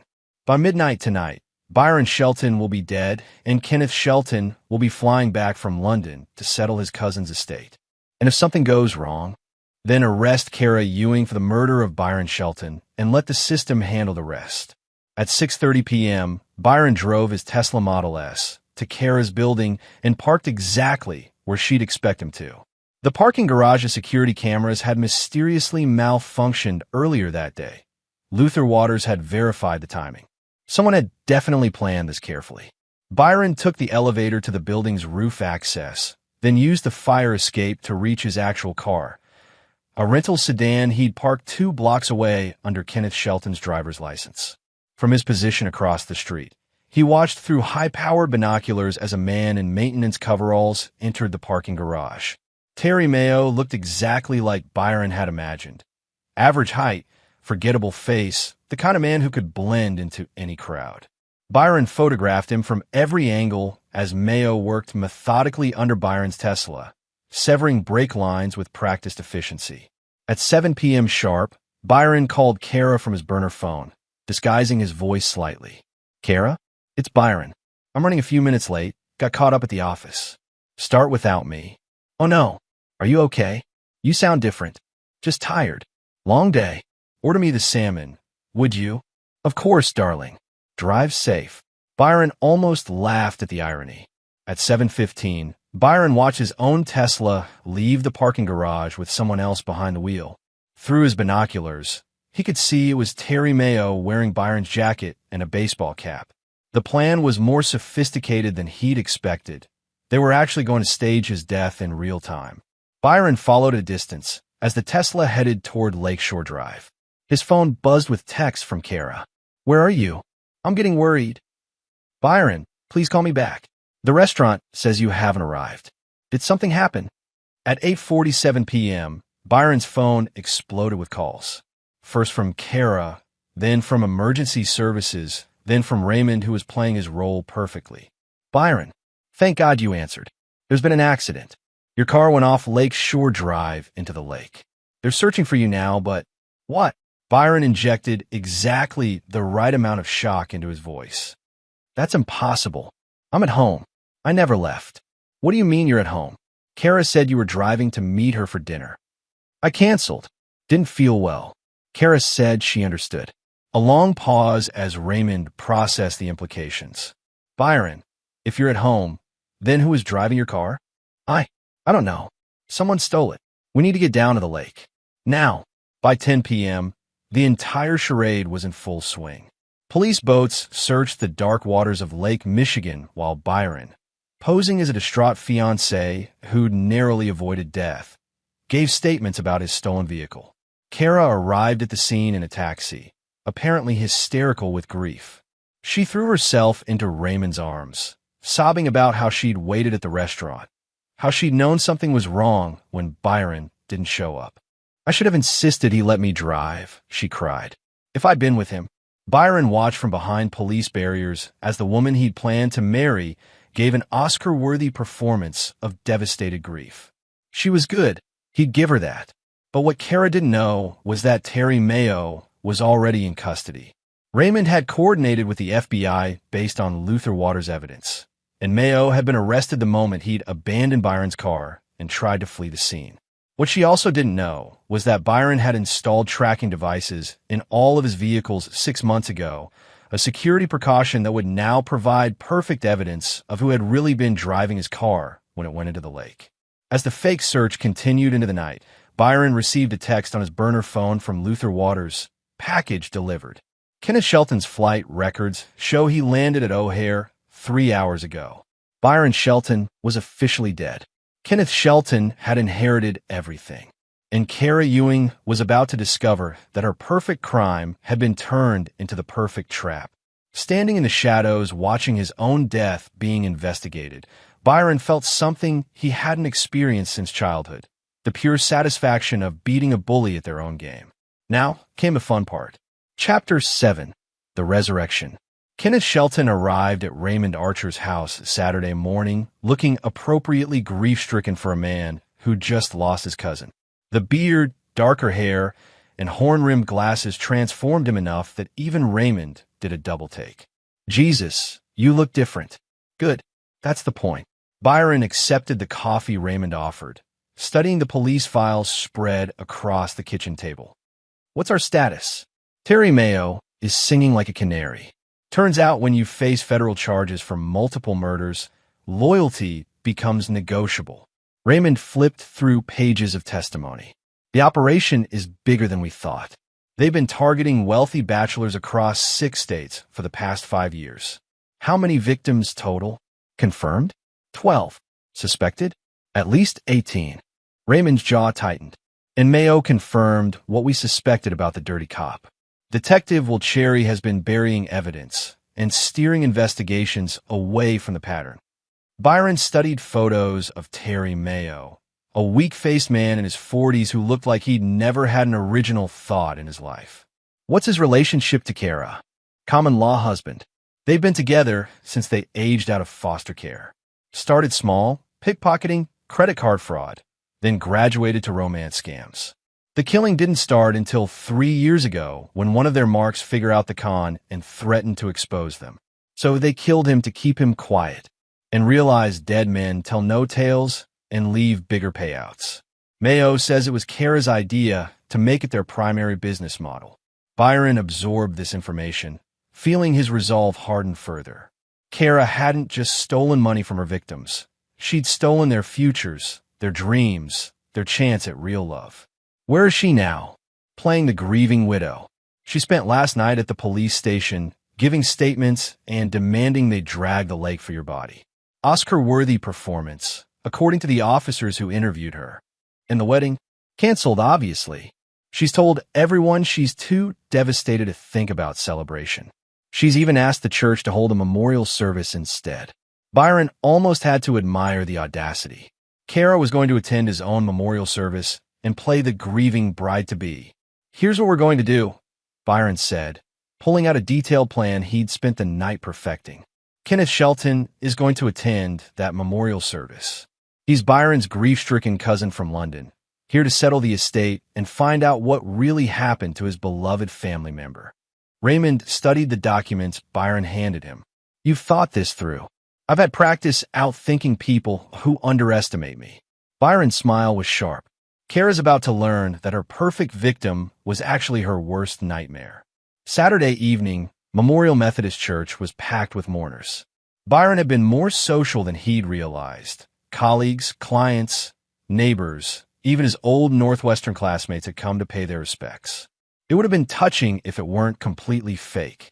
Byron entered the church as Kenneth Shelton just as the service began, taking a seat in the back where he could observe without being obvious. Kara sat in the front row wearing black Valentino, her blonde hair perfect, her grief absolutely convincing to anyone who didn't know better. Pastor Garrett Maynard spoke eloquently about Byron's life, his journey from poverty to success, his charitable work, his devotion to family. Byron had to fight back genuine emotion listening to his own eulogy. Then Kara took the podium. Byron was... She began, her voice breaking perfectly. He was the kindest man I'd ever met. He saw good in everyone, trusted completely. Maybe too completely. The irony was suffocating. 3 days ago, we were planning our future together. We talked about children, about growing old together, about all the adventures we'd have. Tears streamed down her face. Real tears, which Byron found disturbing. I keep thinking, if only I'd insisted on driving with him. If only I'd said the right thing to make him stay home that night. She paused, composing herself with visible effort. But I know Byron wouldn't want us to dwell on tragedy. He'd want us to celebrate the love we shared, the time we had together, however brief it was. Byron watched the congregation nod sympathetically, completely taken in by her performance. If he didn't know better, he'd believe her too. After the service, Kenneth Shelton approached Kara during the reception in the church basement. "Ms. Ewing? I'm Kenneth Shelton, Byron's cousin." Kara looked up with red-rimmed eyes, studying Kenneth's face with an intensity that made Byron glad for his disguise. "Kenneth, Byron mentioned you. You live in London." "I did. I'm back now to settle his affairs."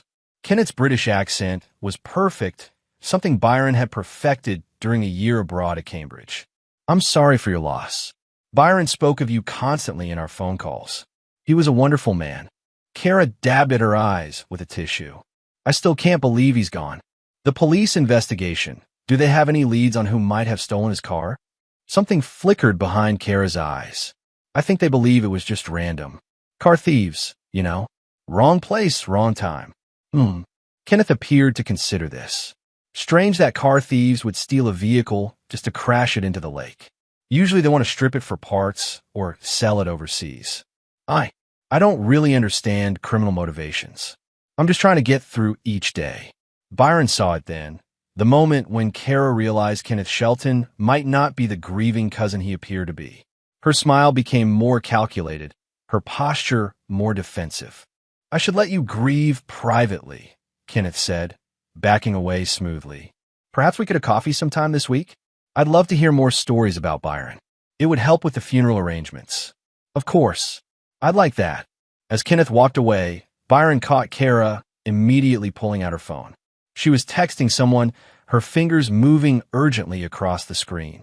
Byron smiled behind his fake beard. Kara was starting to worry, and worried criminals made mistakes. By Sunday morning, Kenneth Shelton would begin asking very uncomfortable questions about his cousin's death. Questions that would force Kara and her partners to either run or fight. Byron was counting on them choosing to fight, because when they did, he'd be ready. Chapter 8. The Trap Springs. Sunday morning brought chaos to Kara's carefully constructed world. Kenneth Shelton had spent Saturday night doing everything a suspicious cousin might do, filing wrongful death suits, demanding police reports, and most dangerously, hiring Luther Waters to investigate Byron's death privately. Byron watched from his rental car as Terry Mayo arrived at Kara's apartment building, his movements urgent and panicked. Through his listening device planted in Kara's living room, Byron heard their conversation clearly. "He's not going away." Terry's voice was high with stress. "This Kenneth guy is asking too many questions. He's already got lawyers looking into the insurance policies." "Calm down." Kara's voice carried its familiar coldness. "Kenneth Shelton is just a grieving relative. We can handle one man." "Can we?" "Because he's already connected Marcus and David's deaths to Byron's. Luther Waters is good. Too good. He's found financial connections we thought we'd buried." Byron smiled grimly. Waters had indeed found the connections because Byron had given them to him. "Then we eliminate the problem," Kara said simply.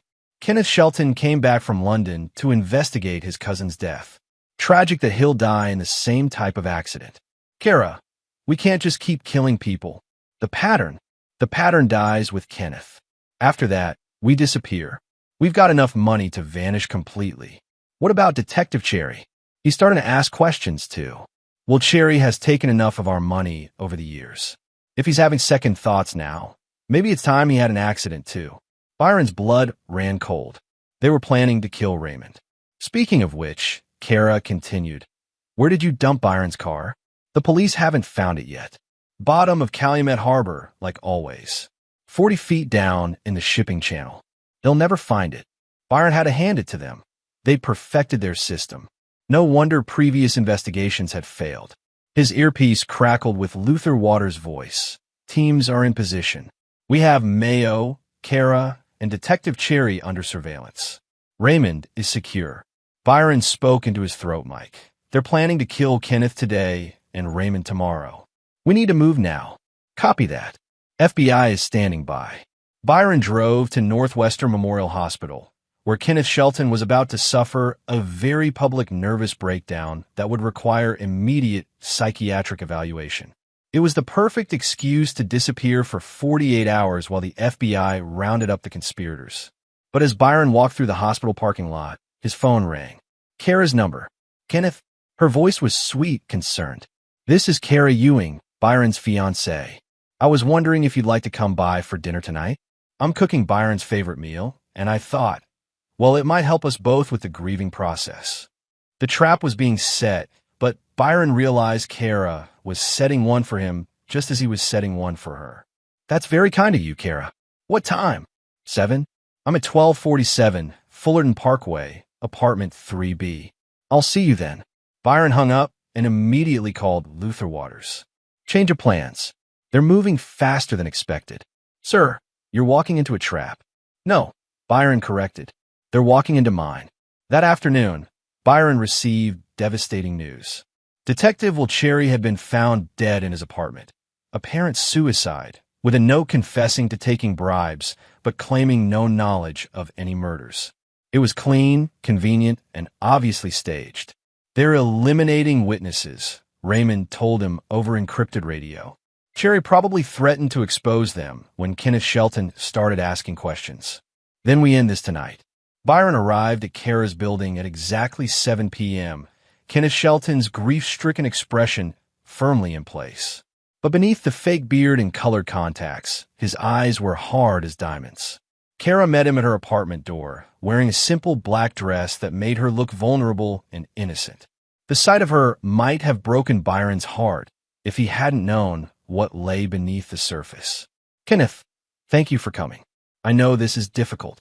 The apartment smelled like Byron's favorite meal, osso buco with risotto, something Kara had prepared for him dozens of times. She'd even opened a bottle of the expensive Burlo he'd introduced her to.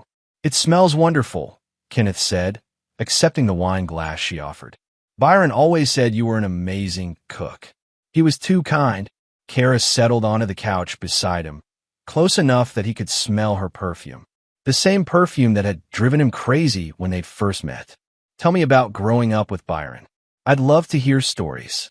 For 20 minutes, Byron spun tales about a fictional childhood with his cousin, watching Kara's face for signs she suspected anything. She was good, attentive, asking follow-up questions, playing the part of a woman genuinely interested in her dead lover's family. But Byron noticed she wasn't drinking her wine, and when she thought he wasn't looking, she checked her watch frequently. You know, Kara said suddenly, Byron told me you work in international finance. That must be fascinating. It has its moments. Mostly boring, really. Numbers and spreadsheets. Still, you must travel constantly. See amazing places, meet interesting people. Her hand touched his arm lightly. Ever get lonely? And there it was, the setup Byron had been waiting for. Kara was already planning her next con, sizing up Kenneth Shelton as a potential replacement for Byron. Constantly, Kenneth replied sadly. Especially now, Byron was really the only family I had left. Byron watched Kara's eyes light up with predatory interest. A wealthy, lonely man devastated by grief? Perfect target. But Byron's earpiece crackled with urgent words from Luther Waters. Abort. Abort. Terry Mayo escaped federal custody 20 minutes ago. He's armed and heading toward your location. Byron's wine glass slipped from suddenly nerveless fingers, shattering on Kara's hardwood floor. Oh no. Kara jumped up. Let me get that. As she bent to clean the glass, Byron saw her smile, cold, triumphant, and absolutely terrifying. You know, Kenneth, she said without looking up, I have a confession to make. I know exactly who you really are. Byron's hand moved instinctively toward the gun hidden under his jacket, but Kara was faster. When she straightened, she held a small pistol aimed directly at his chest. "Hello, Byron. Welcome back from the dead." Chapter 9. Justice Served. Byron raised his hands slowly, his mind calculating distances and angles. Kara held the gun professionally, not her first time threatening someone with deadly force. "When did you know?" he asked, genuinely curious despite the circumstances. "The memorial service. You did a good job with the disguise, but I've spent months studying every detail of your face, your mannerisms, your voice. Plus, Kenneth Shelton's passport shows he's been in London continuously for the past year. Hard to fly back for a funeral when you never left. Impressive research. I'm thorough. It's why I've stayed ahead of people like you for so long." Kara moved closer, the gun never wavering. "The real question is, how long have you known about me?" "Since Tuesday. I overheard your phone call with Terry." Kara's composure cracked slightly. "You've been playing me for 3 days? Learn from the best, apparently." "Terry should be here any minute," Kara said, checking her watch again. "Once he arrives, we'll stage Kenneth Shelton's suicide." Grief-stricken cousin couldn't handle losing the last of his family. Very touching. Byron laughed, a sound that made Kara step back. "You still don't understand, do you? Terry Mayo was arrested yesterday night. He's in federal custody, probably telling investigators everything he knows about your little operation." "You're lying. Detective Wilcherry is dead. Apparent suicide, but we both know you killed him when he became a liability." Byron took a small step to his left, closer to the kitchen island. "How many others, Kara? How many people have you murdered besides the men you conned?" "Only people who got in the way." Her mask was slipping, revealing something cold and reptilian underneath. "Marcus was supposed to be a simple con until he hired a private investigator to check my background. David figured out I'd stolen his client list and threatened to go to the police. They made their choices. And the others? Collateral damage." She shrugged, as casual as discussing the weather. "This world eats people alive, Byron. I just learned to bite first." Byron saw movement outside the apartment window, FBI agents taking position. But Kara's attention was fixed entirely on him now, her finger tightening on the trigger. "You want to know the funny thing?" Kara continued. "I actually like you more than the others. You were smarter, more challenging. Under different circumstances, I might have kept you around longer." "How generous." "Don't be sarcastic. It doesn't suit you." Her voice turned wistful. "We could have been something real, you and I, if you just died quietly like you were supposed to." Byron shifted his weight, preparing to move. "There's something you should know about me, Kara. I don't die quietly." The apartment's front door exploded inward as FBI agents stormed in. Kara spun toward the sound, and Byron launched himself over the kitchen island, tackling her to the ground. The gun discharged harmlessly into the ceiling as they struggled. But Kara was stronger than she looked, and Byron found himself fighting for his life against someone trained in violence. She clawed at his eyes, drove her knee toward his groin, fought with the desperate strength of someone who had everything to lose. "Federal agents, drop your weapon." Kara managed to break free from Byron's grip and rolled toward where her gun had fallen. Byron saw her fingers close around the handle just as Raymond Archer appeared in the doorway, his own service weapon drawn. "Don't do it, Kara." She looked up at Raymond with eyes full of hatred. "You pathetic old fool. You actually thought I cared about you? Thought I wanted you as a father." "I know exactly what you are," Raymond replied steadily. "What I don't understand is why." "Why?" Kara laughed bitterly. "You want to know why? Because people like you and Byron have everything handed to you, while people like me fight for scraps. You get love, family, success, and what do we get? Foster homes and abuse and a system that throws us away. So you decided to throw away other people instead. I decided to take what I deserve." Kara raised her gun toward Raymond. Byron moved without thinking, throwing himself between them just as Kara fired. The bullet meant for Raymond caught Byron in the shoulder, spinning him around. But his momentum carried him into Kara, and this time when they went down, FBI agents were there immediately to restrain her. "Byron!" Raymond knelt beside him as paramedics rushed in. Why did you? Because you're going to be my father-in-law, Byron said weakly. Someday, when I find someone worth marrying. As paramedics worked on Byron's shoulder, he watched FBI agents read Kara her rights. She was no longer beautiful to him, just a predator in expensive clothing finally caught. 12 men, he told Raymond as they loaded him into the ambulance.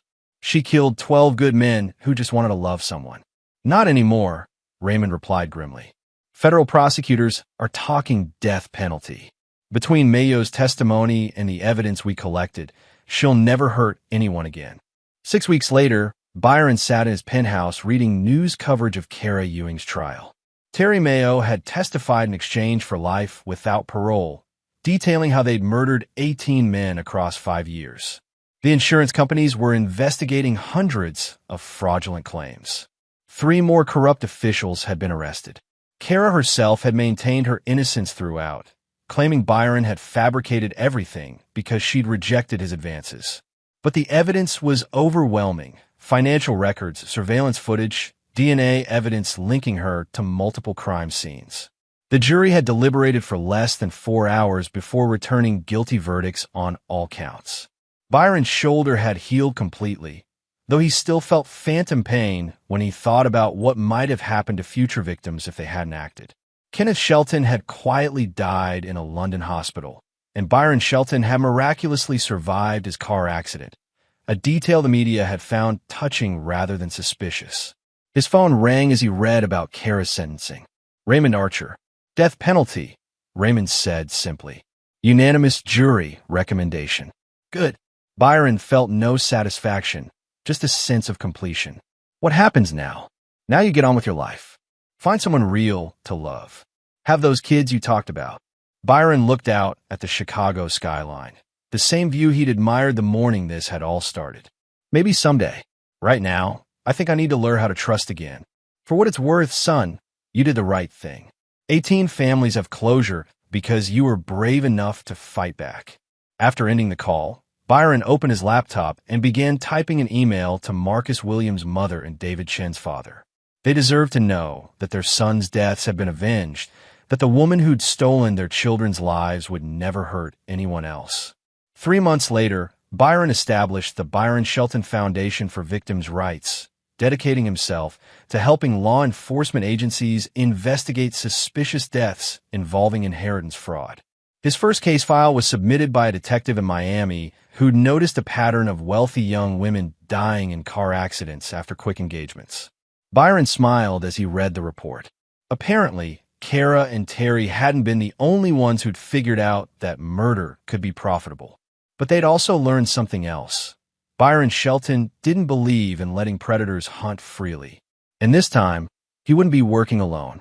And there you have it. Another story comes to an end. What did you think? I'd love to hear your thoughts in the comments below. If you enjoy this story,